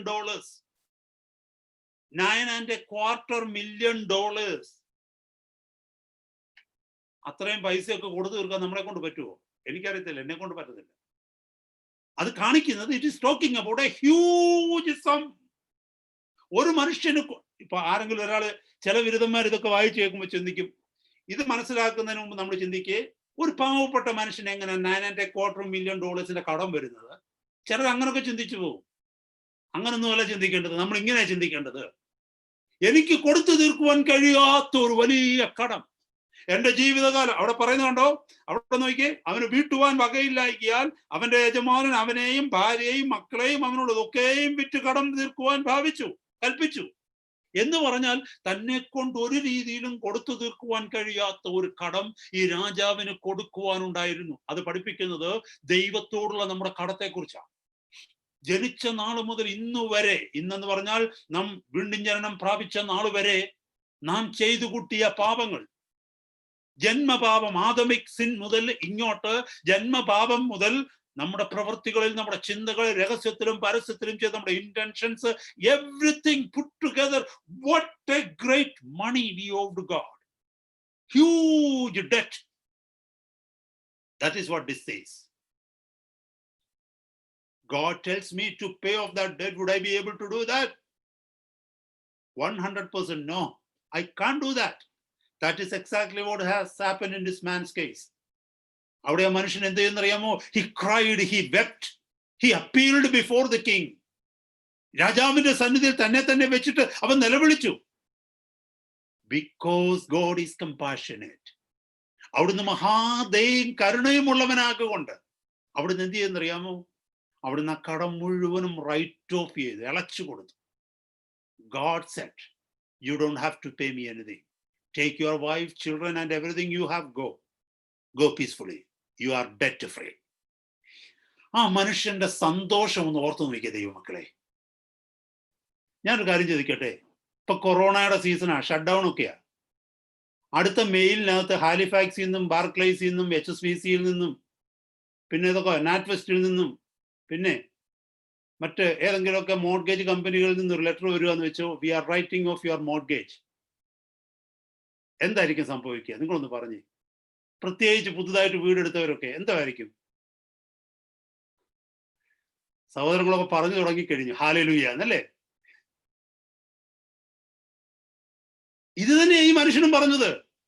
ഹല്ലേലൂയ, എന്റെ ദൈവം, ഈ രാജാവിനെ ഇപ്പോൾ രാജാവ് ഈ ഭൂമിയിലുണ്ടോ? ഇതാ നമ്മുടെ രക്ഷയുടെ സന്തോഷം. This is the joy of salvation. എനിക്ക് കൊടുത്തു തീർക്കുവാൻ കഴിയാത്ത വലിയ കടം എനിക്ക് ഇളച്ചു തന്നു. ഹല്ലേലൂയ പാടി വൈഫിന്റെ കൈക്കും പിടിച്ച്, മക്കളുടെ കൈക്കും പിടിച്ച് സ്റ്റെപ്പ് ചാടി ഇറങ്ങി വരിക താഴോട്ട്. ആള് ആര്? ക്രിസ്ത്യാനി. ഓടി താഴോട്ട് ഇറങ്ങി വരുമ്പോൾ വേറൊരു സീൻ അവിടെ ഉണ്ടാകുക. എന്താണെന്നറിയാമോ? ഇയാൾക്ക് വെറും 100 വെള്ളിക്കാശ്, 28ാമത്തെ വാക്യം പറയുന്നു, 100 വെള്ളിക്കാശ് ഈ മനുഷ്യന് കൊടുക്കുവാനുള്ള വേറൊരു കൂട്ടുദാസനെ ഇയാൾ കണ്ടു വന്ന വഴിയിൽ. ഹല്ലേലൂയ പറഞ്ഞു, ജയം ജയം ഹല്ലേലൂയ പാടിക്കൊണ്ട് വരുന്ന സമയത്താണ് അവൻ കണ്ടത് എന്തോന്നറിയാമോ? തനിക്ക് 100 വെള്ളിക്കാശ് തരാനുള്ള മറ്റൊരു കൂട്ടുദാസനെ. Price the Lord. അവിടെ എന്താ സംഭവിക്കുന്നത് അറിയാമോ? നോക്കിയേ, 100 വെള്ളിക്കാശിനെ കുറിച്ച് എന്റെ മാർജിനിൽ കോൺട്രാസ്റ്റ് എഴുതിയിരിക്കുന്നത് $15. 10,000 ടാലൻസിന്റെ വർത്തത്തിലാണ് $9.25 million. Here 100 gold coins means $15. $15 എന്ന് പറഞ്ഞാൽ നമുക്കറിയാം. മുകേഷ് അംബാനി കടം വാങ്ങിക്കാന്ന് $15 വാങ്ങിക്കത്തില്ല അല്ലേ? അയാൾ വാങ്ങിക്കുന്ന കടം എത്രയാണെന്നറിയാമോ? മില്യൺസ് അല്ലേ? ഓർത്ത് നോക്കിയേ. എന്നാ പാവപ്പെട്ട ഒരു യാചകൻ ആരോടെങ്കിലും കടം വാങ്ങിച്ചാൽ എത്ര വാങ്ങിക്കും? 1000 വാങ്ങിക്കുമോ? ഇല്ല. അയാൾ വാങ്ങിക്കുന്നത് $50, $5, $10 അല്ലേ? അപ്പൊ അങ്ങനെയാണെങ്കിൽ ഈ പാവപ്പെട്ട മനുഷ്യൻ $100 വെള്ളിക്കാശ് വാങ്ങിച്ചെങ്കിൽ അതിന്റെ അർത്ഥം ഹി വാസ് സോ പുവർ. മനസ്സിലാക്കണേ ദൈവമക്കളെ, ഇതിന്റെ അർത്ഥങ്ങൾ നമ്മൾ ഗ്രഹിക്കണം. He was so poor. He was not like that man who bought 10,000 talents. No, he was so poor. ചിലപ്പോ ആഹാരത്തിന് വേണ്ടിയായിരിക്കും ആ മനുഷ്യൻ 100 വെള്ളിക്കാശ് വാങ്ങിച്ചത്. അല്ലെ വീട് എന്തെങ്കിലും ചോർന്ന് കിടക്കുന്നതിന്റെ ടെറസിൽ അതിന്റെ അതിന്റെ സ്ലൈഡ്സ് മാറ്റാനായിരിക്കാം. എന്തെങ്കിലും അത്യാവശ്യത്തിന്, അല്ലെ ഹോസ്പിറ്റലിലെ ബില്ല് കൊടുക്കാനായിരിക്കും അയാൾ വാങ്ങിച്ചത് 100 വെള്ളിക്കാശ്. അയാൾ പാവപ്പെട്ട മനുഷ്യനായിരുന്നു. എന്നാൽ ഇവിടെ വായിച്ചു നോക്കിക്കേ, അവന്റെ ആ ദാസൻ പോകുമ്പോൾ, ഹല്ലേലൂയ പറഞ്ഞു പോകുമ്പോൾ, തനിക്ക് 100 വെള്ളിക്കാശ് കടംപ്പെട്ട ഒരു കൂട്ടുദാസനെ കണ്ട് തൊണ്ടയ്ക്ക് പിടിച്ച് ഞെക്കി. നിങ്ങൾക്കറിയാമോ, ഈ രാജാവ് അത് ചെയ്തില്ലായിരുന്നു. 10,000 താലന്ത് കൊടുക്കുവാനുള്ളവന്റെ തൊണ്ടയ്ക്ക് രാജാവ് പിടിച്ചില്ലായിരുന്നു. എന്നാൽ വെറും 100 വെള്ളിക്കാശ് കൊടുക്കാനുള്ളവന്റെ തൊണ്ടയ്ക്ക് കയറി ഇവൻ പിടിച്ചു. നോക്കിയേ, തൊണ്ടയ്ക്ക് പിടിച്ച്, വചനം എത്ര ക്ലിയർ ആയിട്ട് എഴുതുന്നത്. തൊണ്ടയ്ക്ക് പിടിച്ച് ഞെക്കിയെന്ന്. തൊണ്ടയ്ക്ക് പിടിച്ച് ഞെക്കി, നിന്റെ കടം തീർക്കുക എന്ന് പറഞ്ഞു. അവന്റെ കൂട്ടുദാസൻ, എന്നോട് ക്ഷമ തോന്നണമേ, ഞാൻ തന്നു തീർക്കാമെന്ന് അവനോട് അപേക്ഷിച്ചു. എന്നാൽ അവൻ മനസ്സില്ലാതെ ഉടനെ ചെന്ന് കടം വീട്ടുവോളം അവനെ തടവിലാക്കി വെച്ചു. ഈ പാവപ്പെട്ട മനുഷ്യൻ പറഞ്ഞു, 100 വെള്ളിക്കാശ് ഞാൻ തന്നു തീർക്കാം, എന്റെ തൊണ്ടയ്ക്കൊന്ന് വിട്, എന്നെ give me some time, I'll pay you back. This is not something like $9.25 million. No. അയാൾ രാജാവിനോട് പറഞ്ഞു ഞാൻ തരാമെന്ന്. പക്ഷെ അവന്റെ ജീവിതത്തെ അവൻ കൊടുക്കത്തില്ല. പക്ഷെ ഈ മനുഷ്യൻ പറഞ്ഞു ഞാൻ തരാമെന്ന്. This is a possibility that he could pay. It's only 100 silver coins. പക്ഷെ ഈ മനുഷ്യൻ ക്ഷമ കാണിച്ചില്ല. അവൻ എന്ത് ചെയ്യുമെന്നറിയാമോ? അവനെ പിടിച്ച് ജയിലിൽ അടച്ചു. ചെന്ന് കംപ്ലൈന്റ് ചെയ്തിട്ട് പോലീസിന്റെ കൊണ്ട് കൊടുത്തിട്ട് അവനെ പിടിച്ച് ജയിലിലിട്ടു. എത്ര കൊടുക്കാനുള്ളതിനാ? 100 വെള്ളിക്കാശിന്. എന്നാൽ അവന്റെ കൂടെ പോയ ഭാര്യ പോലും പറഞ്ഞില്ല അവനെ വിട്, അല്ലെ മറ്റുള്ളവർ പറഞ്ഞില്ല അവനെ വിട്, നിനക്ക് 10,000 താലന്ത് കിട്ടിയില്ലേ ഫ്രീ ആയിട്ട്, ഇവിടെ ഈ 100 വെള്ളിക്കാശ് അവന് ക്ഷമിച്ചു കൊടുക്ക്. ചെയ്തില്ല. അടുത്ത വാക്യം നോക്കി. ഈ സംഭവിച്ചവന്റെ കൂട്ടുദാസന്മാർ കണ്ടിട്ട് വളരെ ദുഃഖിച്ചു. ചെന്ന് സംഭവിച്ചതൊക്കെയും യജമാനനെ ബോധിപ്പിച്ചു. യജമാനൻ അവനെ വിളിച്ചു, ദുഷ്ടദാസനെ, നീ എന്നോട് അപേക്ഷിക്കുക, ഞാൻ ആ കടമൊക്കെ നിനക്ക് ഇളച്ചു തന്നുവല്ലോ. എനിക്ക് നിന്നോട് കരുണ തോന്നിയതുപോലെ നിനക്ക് കൂട്ടുദാസനോട് കരുണ തോന്നേണ്ടതല്ലയോ എന്ന് പറഞ്ഞു. അങ്ങനെ യജമാനൻ കോപിച്ചു. അവൻ കടമൊക്കെയും തീർക്കുവോളം അവനെ ദണ്ഡിപ്പിക്കുന്നവരുടെ കയ്യിൽ ഏൽപ്പിച്ചു. നിങ്ങൾ ഓരോരുത്തൻ സഹോദരനോട് ഹൃദയപൂർവ്വം ക്ഷമിക്കാതിരുന്നാൽ സ്വർഗസ്ഥനായ എന്റെ പിതാവ് അങ്ങനെ തന്നെ നിങ്ങളോടും ചെയ്യും. ഇതാ വാണിങ് നമ്മുടെ. എന്നെ കേൾക്കുന്ന സഹോദരങ്ങളെ, ദുഷ്ടനായ ഈ ദാസനെ പിടിച്ച് ജയിലാക്കിയിട്ട് പറഞ്ഞു, നിന്റെ കടം മുഴുവനും നീ തന്നു തീർക്കുന്നവരെ, ഈ 10,000 talents തന്നു തീർക്കുന്നത് വരെ ഇനി നിന്നെ ഞാൻ വെളിവിടത്തില്ല. You are imprisoned. നിങ്ങൾക്ക് തോന്നുന്നുണ്ടോ എന്ന് ഇയാൾ കൊടുത്തു തീർക്കുമെന്ന്? വെളിയിലായിരുന്ന സമയത്ത് കൊടുത്തു തീർക്കാൻ പറ്റിയില്ല, ഇനി അകത്ത് കിടന്നുകൊണ്ട് കൊടുക്കാൻ പറ്റുമോ? He will end up there. ഇത് കാണിക്കുന്നത് എന്താണെന്നറിയാമോ? ക്ഷമിച്ച് കളഞ്ഞതിനെ മടക്കി അവന്റെ അക്കൗണ്ടിൽ ഇട്ടു. എന്തുകൊണ്ട്? അവൻ ക്ഷമിക്കാത്തവനായതുകൊണ്ട്. നമ്മളെ ക്ഷമിച്ചതെന്ന് എന്തുവാ? കർത്താവ്. പാപങ്ങൾ നാം ക്ഷമിക്കാത്തവരാണെങ്കിൽ എന്ത് ചെയ്യുമെന്നറിയാമോ? ക്ഷമിച്ചതിനെ തിരിച്ച് കർത്താവ് നമ്മുടെ അക്കൗണ്ടിലോട്ട് ഇട്ട് തരും. അതിന്റെ അർത്ഥം എന്തുവാ? അതിന്റെ അർത്ഥം പറയേണ്ട കാര്യമില്ല, നമുക്ക് എല്ലാവർക്കും അറിയാം. പിന്നെ ദൈവമക്കളല്ല. ദൈവമക്കളാന്ന് ചിലപ്പോൾ പേരെഴുതി ഒട്ടിച്ചോണ്ട് ഏതെങ്കിലും ചർച്ചിന്റെ കോണിൽ ഇരുന്നേക്കാമായിരിക്കാം, പക്ഷെ സ്വർഗം പേര് വെട്ടി. ഭൂമിയിൽ ആർക്കും അത് അറിയത്തില്ലെന്നേ ഉള്ളൂ. സ്വർഗത്തിൽ പേര് വെട്ടി. അതാ ഈ വാക്യം എഴുതിയിരിക്കുന്നതിന്റെ അർത്ഥം. നിങ്ങൾ സഹോദരന്മാരോട് ഹൃദയപൂർവ്വം ക്ഷമിക്കാഞ്ഞാൽ സ്വർഗസ്ഥനായ നിങ്ങളുടെ പിതാവ്, എന്റെ പിതാവ് നിങ്ങളോടും അങ്ങനെ തന്നെ ചെയ്യും. ദണ്ഡിപ്പിക്കുന്നവരുടെ കയ്യിൽ ഏൽപ്പിക്കുമെന്ന്. ഒരു വിടുതലും നമുക്ക് കിട്ടത്തില്ലെന്ന്. ഡീമൺസ് നമ്മളെ എടുത്തിട്ട് അമ്മാനമാടും. സമാധാനവും സ്വസ്ഥതയും നമ്മുടെ ജീവിതത്തിൽ കിട്ടത്തില്ല. കാരണം കർത്താവ് നമ്മളെ വിട്ടുമാറും. ശൗലിന്റെ മേൽ നിന്ന് ദൈവത്തിന്റെ ഈ ആത്മാവ് മാറിയപ്പോൾ ദുരാത്മാവ് അവന്റെ മേൽ വന്നതായിട്ട് രാജാക്കന്മാരുടെ പുസ്തകത്തിൽ നമ്മൾ പഠിക്കുന്നുണ്ട്. ശമൂവേലിന്റെ പുസ്തകത്തിൽ നമ്മൾ പഠിക്കുന്നുണ്ട്. എന്നെ കേൾക്കുന്ന ദൈവമക്കളെ, ഇതേ അവസ്ഥയാണ് ക്ഷമിക്കാത്ത ഒരു വ്യക്തിക്കുണ്ടാവുന്നത്. ഞാനൊരു കാര്യം ചോദിക്കട്ടെ, നമ്മൾ ആരോടെങ്കിലും ക്ഷമിച്ചില്ലെങ്കിൽ അന്നത്തെ രാത്രി ഉറങ്ങാൻ നമുക്ക് പറ്റുമോ? പറ്റത്തില്ല. കാരണം we are tortured and tormented by the demons. നമുക്ക് സ്വസ്ഥത കിട്ടത്തില്ല, ഉറങ്ങാൻ പറ്റത്തില്ല. എത്ര സത്യമാണെന്നറിയാമോ? നമ്മൾ മറ്റുള്ളവരോട് ക്ഷമിക്കാതിരുന്നാൽ, ഇപ്പോ ഫോർ എക്സാമ്പിൾ ചർച്ചിനകത്ത് ആരോടെങ്കിലും അരുതാത്ത ഒരു വാക്ക് പറയേണ്ടി നമുക്ക് വന്നു, അറിയാതെ പറഞ്ഞു പോയി ക്ഷമ ചോദിക്കാതെ ചർച്ച വിട്ട് നമ്മൾ പോയി കഴിഞ്ഞാൽ അന്നത്തെ രാത്രി പ്രാർത്ഥിക്കാൻ പറ്റില്ല. അന്നത്തെ രാത്രി നല്ല ഒരു യഥാർത്ഥ ദൈവവൈതലാണെങ്കിൽ എപ്പോൾ ക്ഷമ പറയുന്നു അന്ന് വരെ പ്രാർത്ഥിക്കാനും പറ്റത്തില്ല, ഉറങ്ങാനും പറ്റത്തില്ല, ഒന്നും ചെയ്യാൻ പറ്റത്തില്ല. Because we become restless. We are in the hands of tormentors. നമ്മളെ ഈ ടോർമെന്റിൽ നിന്ന്, ഈ ഡീമൺസിന്റെ കയ്യിൽ നിന്നും, ഈ ഈവിൾ സ്പിരിറ്റ്സിന്റെ കയ്യിൽ നിന്നും സൂക്ഷിക്കുന്നത് കർത്താവിന്റെ കൃപയാണ്.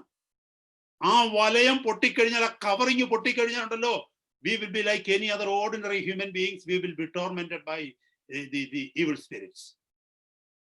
ഇന്ന് അനുഭവിക്കുന്ന ഈ സ്വസ്ഥത ഉണ്ടല്ലോ, കർത്താവിന്റെ ദാനമാണ്. കാരണം അവിടുത്തെ പരിശുദ്ധാത്മാവ് നമ്മളെ കവർ ചെയ്തിരിക്കുന്നത് കൊണ്ടാണ്. ഈ കവറിങ് നമുക്ക് പോയാൽ, ഈ ഗ്രേസ് നമുക്ക് പോയാൽ, our life will be miserable.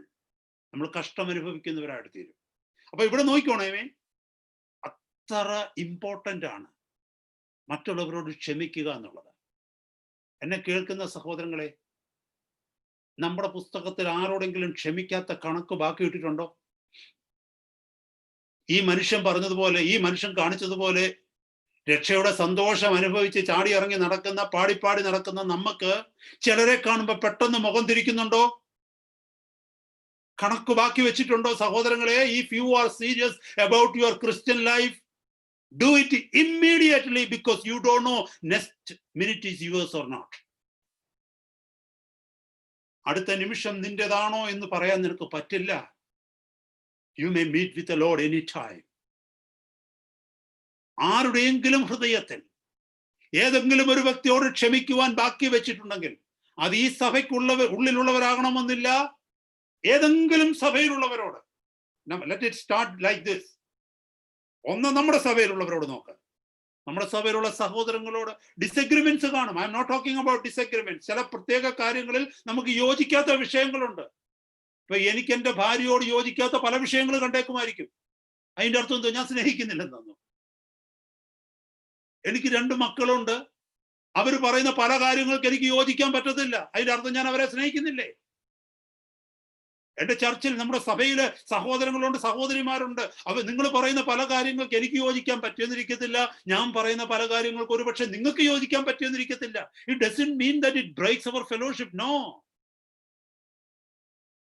So I am not talking about disagreements. Disagreements is normal. But I am talking about friction, divisions. ആർക്കോടെങ്കിലും കണക്ക് തീർക്കാൻ ബാക്കിയുണ്ടെങ്കിൽ അത് പറഞ്ഞു തീർക്കുക. നിന്റെ ഭാഗം ക്ലിയർ ചെയ്യുക. അവർ ക്ഷമിക്കുകയോ ക്ഷമിക്കാതിരിക്കുകയോ ചെയ്യട്ടെ, നിന്റെ ഭാഗം ക്ലിയർ ചെയ്യുക. Call them, sort it out. മത്തായിയുടെ സുവിശേഷം 5-ാം അധ്യായം പഠിക്കുമ്പോൾ അവിടെ തന്നെ പറയുന്നുണ്ട്, നിന്റെ പ്രതിയോഗിയോടുകൂടെ വഴിയിലുള്ളപ്പോൾ തന്നെ നിരന്നുകൊള്ളുക. When your adversary and you are on the same road, get reconciled, restore each other. That means when both of you are alive, you have the time. Do it. Tomorrow one of you may not be there. അതാണ് ഇത് പഠിപ്പിക്കുന്നത്. എത്ര ഭയങ്കരമായ ഒരു warning ആണെന്നറിയാമോ അത്? ഇത് ക്ഷമയുടെ, ദയയുടെ ഒരു വശമാണ്. റിലീസിങ് ഡെറ്റ്, അതിനാണ് ഇത് പറയുന്നത്. റിലീസിങ് ഡെറ്റ്, മറ്റുള്ളവരുടെ കടം ഇളച്ചു കൊടുക്കുക. കാരണം എന്റെ കടം സ്വർഗം ഇളച്ചു തന്നു. God released my debt, so I am releasing everyone from their debt they owe me. നമ്മുടെ വാഴ്ത്തപ്പെട്ട കർത്താവ് പ്രാർത്ഥന പഠിപ്പിക്കുന്ന കൂട്ടത്തില് സമയമില്ലെങ്കിലും അവിടെ വളരെ പ്രധാനപ്പെട്ട 2 കാര്യങ്ങൾ കർത്താവ് പറയുന്നുണ്ട്. 14-15 വാക്യങ്ങളില്, 6-ാം അധ്യായത്തില്. ഞാൻ ആ വാക്യം ഒന്ന് എടുത്തു വായിക്കട്ടെ. എത്ര പ്രാധാന്യമുള്ളതാണ് അതെന്നുള്ളത് നോക്കിക്കോണം നിങ്ങളെ. അവിടെ നോക്കിയേ, 14-15 വാക്യങ്ങൾ. മത്തായിയുടെ സുവിശേഷം 6-ാം അധ്യായം 14-15 വാക്യങ്ങൾ. നിങ്ങൾ മനുഷ്യരോട് അവരുടെ പിഴകളെ ക്ഷമിച്ചാൽ സ്വർഗസ്ഥനായ നിങ്ങളുടെ പിതാവ് നിങ്ങളോടും ക്ഷമിക്കും. നിങ്ങൾ മനുഷ്യരോട് പിഴകളെ ക്ഷമിക്കാതിരുന്നാലോ നിങ്ങളുടെ പിതാവ് നിങ്ങളുടെ പിഴകളെയും ക്ഷമിക്കുകയില്ല. നമുക്ക് ലാഘവത്തോടെ വേണം ഇത് വായിച്ചു വിടാം കേട്ടോ, ഒരു കുഴപ്പവുമില്ല. പക്ഷേ സ്വർഗത്തിലെത്തുമ്പോ എന്നെ കേൾക്കുന്ന ദൈവമക്കളെ, it will be miserable. It will be miserable. അതിന്റെ ഭയാനകത നമുക്കറിയത്തില്ല. പരിശുദ്ധാത്മാവ് ഭയാനകത നമുക്ക് കാണിച്ചു തരുന്നെങ്കിൽ, എന്നെ കേൾക്കുന്ന സഹോദരങ്ങളെ, ഈ ഭൂമിയിൽ ഒരു സോറി എന്ന് പറയാൻ നമുക്ക് കഴിയാത്തത് കൊണ്ട് നമുക്ക് നഷ്ടപ്പെടുന്നത് എന്താണെന്നുള്ളത് മനസ്സിലാക്കുവാൻ ദൈവാത്മാവ് നമുക്ക് കൃപ തരുന്നില്ലെങ്കിൽ ഭയാനകമാണ്. ഭാര്യയുടെ അടുത്ത് സോറി പറയാൻ നമുക്ക് കഴിയത്തില്ല, ഭർത്താവിന്റെ അടുത്ത് സോറി പറയാൻ കഴിയത്തില്ല. നമ്മളൊക്കെ ചിന്തിക്കുന്നത് നമ്മൾ സോറി പറഞ്ഞാൽ ഉടനെ അങ്ങ് താണു പോകുമെന്നാണ് നമ്മൾ കരുതുന്നത്. ഞാൻ എന്തിനാ സോറി പറയുന്നത്? ഈ ഭാഷ പണ്ട് ഞാൻ പറഞ്ഞിട്ടുള്ളതാ ചിലരോട്. ഞാൻ എന്തിനാ സോറി പറയുന്നത്? സഹോദര, നീ സോറി പറയണ്ട. എത്ര കടന്ന് സോറി പറഞ്ഞ് നിലവിളിച്ചാലും പ്രയോജനമില്ലാത്ത ഒരു നാൾ വരുന്നുണ്ട്. ഒരു സോറിയെ തീരേണ്ടത് വിഷയം. വളരെ പ്രാധാന്യത്തോടെ ഈ മെസ്സേജ് ഏറ്റെടുക്കുക സഹോദരങ്ങളെ. രണ്ടാമത്തെ വശം എന്ന് പറയുന്നത് first is releasing the debt. രണ്ടാമത്തെ വശം എന്താന്ന് ചോദിച്ചാൽ ലൂക്കോസിന്റെ സുവിശേഷത്തിലേക്ക് ഒന്ന് വന്നേ. ലൂക്കോസിന്റെ സുവിശേഷം 10-ാം അധ്യായത്തില്, ഞാൻ അത് പെട്ടെന്ന് പറഞ്ഞ് നിർത്താനായിട്ട് ആഗ്രഹിക്കുന്നു. ലൂക്കോസിന്റെ സുവിശേഷം 10-ാം അധ്യായത്തില് കർത്താവ് ദയയെക്കുറിച്ചുള്ള മറ്റൊരു പാഠം പഠിപ്പിക്കുന്നുണ്ട്. അതെവിടാന്ന് ചോദിച്ചാൽ 10:30 മുതലുള്ള വാക്യങ്ങളിൽ നല്ല ശമരിയാക്കാരന്റെ കഥ നമുക്കറിയാം, അല്ലേ? നല്ല ശമരിയാക്കാർ, everyone knows that story of good Samaritan. നല്ല ശമരിയാക്കാരന്റെ കഥ. അവിടെ എന്താ സംഭവിച്ചതെന്ന് നമുക്കറിയാം. ഈ യഹൂദന്മാരും ശമരിയക്കാരും അവർ ബദ്ധശത്രുക്കളാണ്. അപ്പൊ അവിടെ മുറിവേറ്റ് കിടന്നയാള് യഹൂദനാണെന്നുള്ളതിന് സംശയമില്ല. കാരണം എന്താണെന്നറിയാമോ?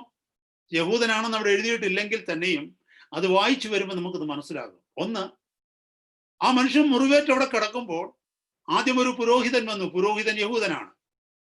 പിന്നീട് ഒരു ലേവ്യക്കാരൻ വന്നു. ലേവ്യനും യഹൂദനാണ്, അല്ലെ? പിന്നീട് വ്യക്തമായിട്ട് എഴുതിയിരിക്കുന്ന ഒരു ശമരിയാക്കാരൻ വന്നു. ശമരിയാക്കാരൻ വന്നു എന്ന് എഴുതുമ്പോൾ വ്യക്തമായിട്ട് നമുക്ക് ഉറപ്പിക്കാം കിടക്കുന്നയാളും യഹൂദനാണെന്നുള്ളത്.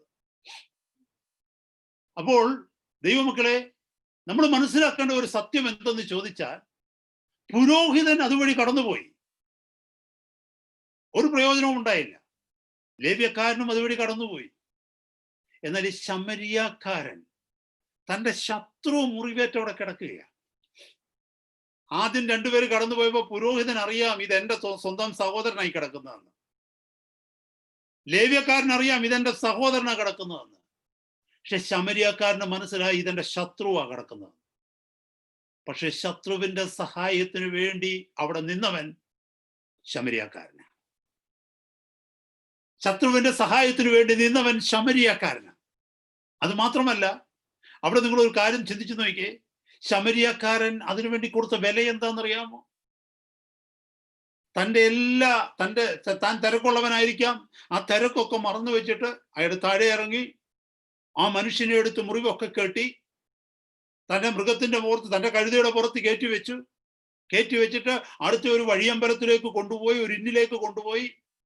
അവിടെ കൊണ്ടുപോയിട്ട് ഒരാളെ, ഉത്തരവാദിത്തപ്പെട്ട ഒരാളെ ഏൽപ്പിച്ചു. അതായത് നമ്മൾ രോഗിയായിട്ടുള്ള ഒരാളെ അല്ലെങ്കിൽ ഒരാൾ ആക്സിഡന്റിൽ കിടക്കുന്ന കാണുമ്പോൾ ആളിനെ എടുത്ത് കാറിനകത്ത് ഇട്ടിട്ട് ഹോസ്പിറ്റലിൽ കൊണ്ടുപോയി അവിടെ എവിടെയെങ്കിലും അഡ്മിറ്റ് ചെയ്ത് അതിന്റെ അഡ്മിഷൻ ഫീസും കൊടുത്ത് അഡ്മിറ്റ് ചെയ്യുന്നു. ഇത് തന്നെ exactly the same way. That is what this man has done. ഇത് നമ്മളെ പഠിപ്പിക്കുന്ന റിസ്റ്റോറിങ് ദി ഡൗൺ ട്രോഡൻ. സഹായമില്ലാതെ കിടക്കുന്നവരെ സഹായിക്കുക. എന്നെ കേൾക്കുന്ന ദൈവമക്കളെ, first two people, the priest and the Levite, പുരോഹിതനും ലേവ്യക്കാരനും, they saw the need.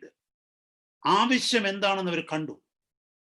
But the Samaritan, he saw the need and he felt the need. That is important.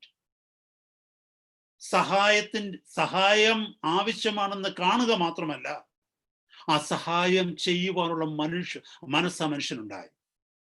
എവിടെയാണെന്നറിയാമോ Mercy, കരുണ ഉണ്ടാകുന്നത്? Mercy begins when your sorrow comes into your heart.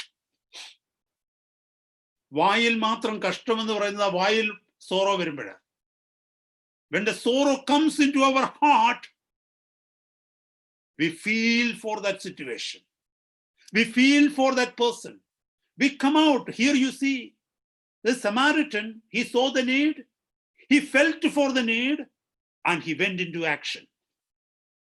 ആവശ്യത്തെ കണ്ടു, ആ മനുഷ്യനോട് മനസ്സലിഞ്ഞു, ആ മനുഷ്യനെ സഹായിക്കാനായിട്ട് ഇറങ്ങി പുറപ്പെട്ടു. വാഴ്ത്തപ്പെട്ട കർത്താവ് സ്വർഗത്തിൽ നിന്ന് ചെയ്തതുപോലെ തന്നെ. എന്നെ കേൾക്കുന്ന ദൈവമക്കളെ, ഞാൻ വാക്കുകൾ ഇവിടെ നിർത്തുകയാണ്. അതിനുവേണ്ടി ചെലവാക്കേണ്ടത് ആ മനുഷ്യൻ ചെലവാക്കി. അത് മാത്രമല്ല, ഇൻകീപ്പറോട് പറഞ്ഞിട്ട് പോയത് എന്തെന്നറിയാമോ? ഇതിൽ കൂടുതൽ എന്തെങ്കിലും ചെലവാകുന്നുവെങ്കിൽ ഞാൻ മടങ്ങി വരുമ്പോ തരാം. അതാണ് കമ്പാഷൻ. എന്നെ കേൾക്കുന്ന സഹോദരങ്ങളെ, ഈ ലോകത്തിൽ ആവശ്യക്കാർ ഒത്തിരി പേരുണ്ട്. അവരെല്ലാം പോയി സഹായിക്കണമെന്നല്ല ഞാൻ പറയുന്നത്. നമ്മൾ വാഴ്ത്തപ്പെട്ട കർത്താവ് ഈ ഭൂമിയിൽ ജീവിച്ചപ്പോൾ, പാലസ്തീനിൽ ജീവിച്ചപ്പോൾ ഒരുപാട് കുഷ്ഠരോഗികൾ ഉണ്ടായിരുന്നു, ഒരുപാട് ഭൂതഗ്രസ്തരുണ്ടായിരുന്നു, ഒരുപാട് രോഗികൾ ഉണ്ടായിരുന്നു, ഒരുപാട് സാമ്പത്തിക ബുദ്ധിമുട്ടുകൾ അനുഭവിച്ചു. എല്ലാവരെയും പോയി കർത്താവ് സഹായിച്ചില്ല. അത് മനസ്സിലാക്കണമേ ദൈവമക്കളെ. ആരുടെ അടുക്കലേക്ക് പിതാവ് തന്നെ അയച്ചുവോ അവർക്കാണ് യേശു കർത്താവ് വിടുതലിനെ കൊടുത്തത്. ഈ ലോകത്തിൽ ആവശ്യക്കാർ ഒത്തിരി പേരുണ്ട്. പക്ഷേ ആരുടെ അടുക്കലേക്ക് എന്നെയും നിങ്ങളെയും ദൈവം അയക്കുന്നുവോ, ആരുടെ ഭാരങ്ങൾ കാണുമ്പോൾ നമ്മുടെ ഹാർട്ടിന്റെ ഉള്ളിൽ ആ ഫീലിംഗ് ഉണ്ടാകുന്നുവോ, നെവർ ഇഗ്നോർ ഇറ്റ്. അതിനെ നമ്മൾ ഒരിക്കലും ഉപേക്ഷിക്കരുത്. അത് കർത്താവിന്റെ ശബ്ദമാണ്. കാരണം ആ സിറ്റുവേഷനിലേക്ക് കർത്താവാണ് നമ്മളെ അയക്കുന്നത്. ആ വ്യക്തിക്ക് നമ്മളിലൂടെ ഒരു വിടുതൽ ലഭിക്കുക എന്നുള്ളത് കർത്താവിന്റെ ഹിതമാണ്. അത് നമ്മൾ മറന്നു പോകരുത്. So this is the second side of kindness. That means restoring the downtrodden. സഹായമില്ലാതെ അവലംബരായി കിടക്കുന്ന, ആലംബഹീനരായി കിടക്കുന്നവരെ ഹല്ലേലൂയ സ്വസ്ഥതയിലേക്ക് കൊണ്ടുവരിക. അവർ പാപത്തിന് അടിമപ്പെട്ടവരാകാം. ഇത് ഏത് അർത്ഥത്തിലും നമുക്ക് മനസ്സിലാക്കാം. സഹായമില്ലാത്തവരെ, സന്തോഷമില്ലാത്തവരെ, സമാധാനമില്ലാത്തവരെ, സാമ്പത്തിക ബുദ്ധിമുട്ടുകൾ അനുഭവിക്കുന്നവരെ, കഷ്ടതയിലൂടെ നടന്നു പോകുന്നവരെ, ആശ്വാസത്തിനായി കേഴുന്നവരെ ആ അനുഭവത്തിലേക്ക് കൊണ്ടുവരാം. ഞാൻ എൻ്റെ വാക്കുകളെ നിർത്തുക ദൈവമക്കളെ. അതിനു മുമ്പ് ഒരു കാര്യം കൂടെ പറയാനായിട്ട് ഞാൻ ആഗ്രഹിക്കുന്നു. നമ്മുടെ ചുറ്റുപാടും we are in a needy community. ആവശ്യങ്ങൾ അനുഭവിക്കുന്ന ഒരു സമൂഹത്തിന്റെ മധ്യത്തിലാണ് നമ്മളുള്ളത്. അനേകർ അവരുടെ ഹൃദയങ്ങളെ നമ്മുടെ അടുക്കിലേക്ക് തുറന്നു പറയുവാനായിട്ട് അവർ വെമ്പൽ കൊള്ളുന്നുണ്ട്. പക്ഷെ നമുക്ക് സമയമില്ല അത് കേൾക്കാൻ. ഞാനൊരു സ്റ്റോറി വായിക്കുകയുണ്ടായി. എമ്മ ബ്രോണ്ടൈറ്റ് എന്ന് പറഞ്ഞ ഒരു സ്ത്രീ, ഷി വാസ് എ റൈറ്റർ. അവരവരുടെ ഒരു സ്റ്റോറി, അവരുടെ ഒരു അനുഭവം എഴുതി വെച്ചിരിക്കുന്നത് വായിക്കാൻ എനിക്ക് ഇടയായി. അവരെഴുതി വെച്ചിരിക്കുന്നത് ഇങ്ങനെ: അവര് ഏതോ ഒരു സെമിനാറിൽ അറ്റൻഡ് ചെയ്യുവാൻ തക്കവണ്ണം എയർപോർട്ടിൽ ഇരിക്കുക, ഫ്ലൈറ്റ് വെയിറ്റ് ചെയ്ത്. ശ്രദ്ധിച്ച് കേൾക്കണമേ. അവർ ഫ്ലൈറ്റ് വെയിറ്റ് ചെയ്തിരിക്കുന്ന സമയത്ത് അവരുടെ തൊട്ടടുത്ത സീറ്റ് ഒരു പ്രായമുള്ള സ്ത്രീ ഇരിക്കുക. ആ പ്രായമുള്ള സ്ത്രീ അപ്പോ ഈ എമ ഇരുന്നു കൊണ്ട് ഒരു ബുക്ക് വായിച്ചുകൊണ്ടിരിക്കുക. Because she was a writer and high educated some sort of person.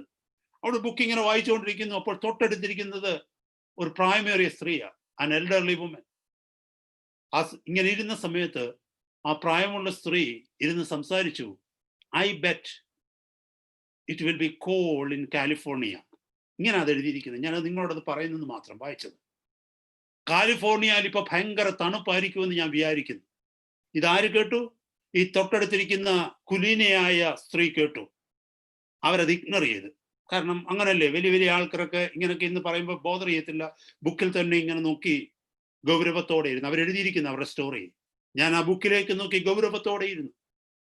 ഒരു 2 മിനിറ്റ് കഴിഞ്ഞപ്പോൾ തൊട്ടപ്പുറത്തിരുന്ന ആ അമ്മച്ചി, ആ പ്രായമായ സ്ത്രീ പറയുക, in that flight my husband's body is there. We have been married for the last 53 years. തന്നെ ഇരുന്ന് പറയുക, ഞാൻ ഈ കയറാൻ പോകുന്ന ഫ്ലൈറ്റില് എൻ്റെ ഹസ്ബൻഡിന്റെ ബോഡിയുണ്ട്. കഴിഞ്ഞ 53 വർഷമായി ഞങ്ങൾ വിവാഹം കഴിച്ചവരാ. ഈ സ്ത്രീ എഴുതിയിരിക്കുന്നത് ഇങ്ങനെയാ: that struck my heart, that pierced into my heart. I ignored that elderly lady, but she wanted to open her heart to me, to get some comfort from me. So she wanted to share her grief with me, but I ignored her. ആ സ്ത്രീ എഴുതിയിരിക്കുന്നത്, എന്നെ കേൾക്കുന്ന ദൈവമക്കളെ, നമ്മുടെ ഓഫീസുകളില്, നമ്മുടെ അയൽപക്കങ്ങളില്, നമ്മുടെ ജോലി സ്ഥലങ്ങളില്, കുഞ്ഞുങ്ങളെ, നിങ്ങളുടെ കൂട്ടുകാരിൽ, maybe some of you, my children, some of your friends, they want to share some sad stories to you to get some comfort out of you, but we have no time to listen to other people. We are so self-centered and busy, we think only about ourselves. പക്ഷെ കർത്താവ് നമ്മളെ വിളിച്ചിരിക്കുന്നത്, be compassionate to the world like God has been compassionate to us. ഞാൻ എൻ്റെ വാക്കുകളെ നിർത്തുന്നു.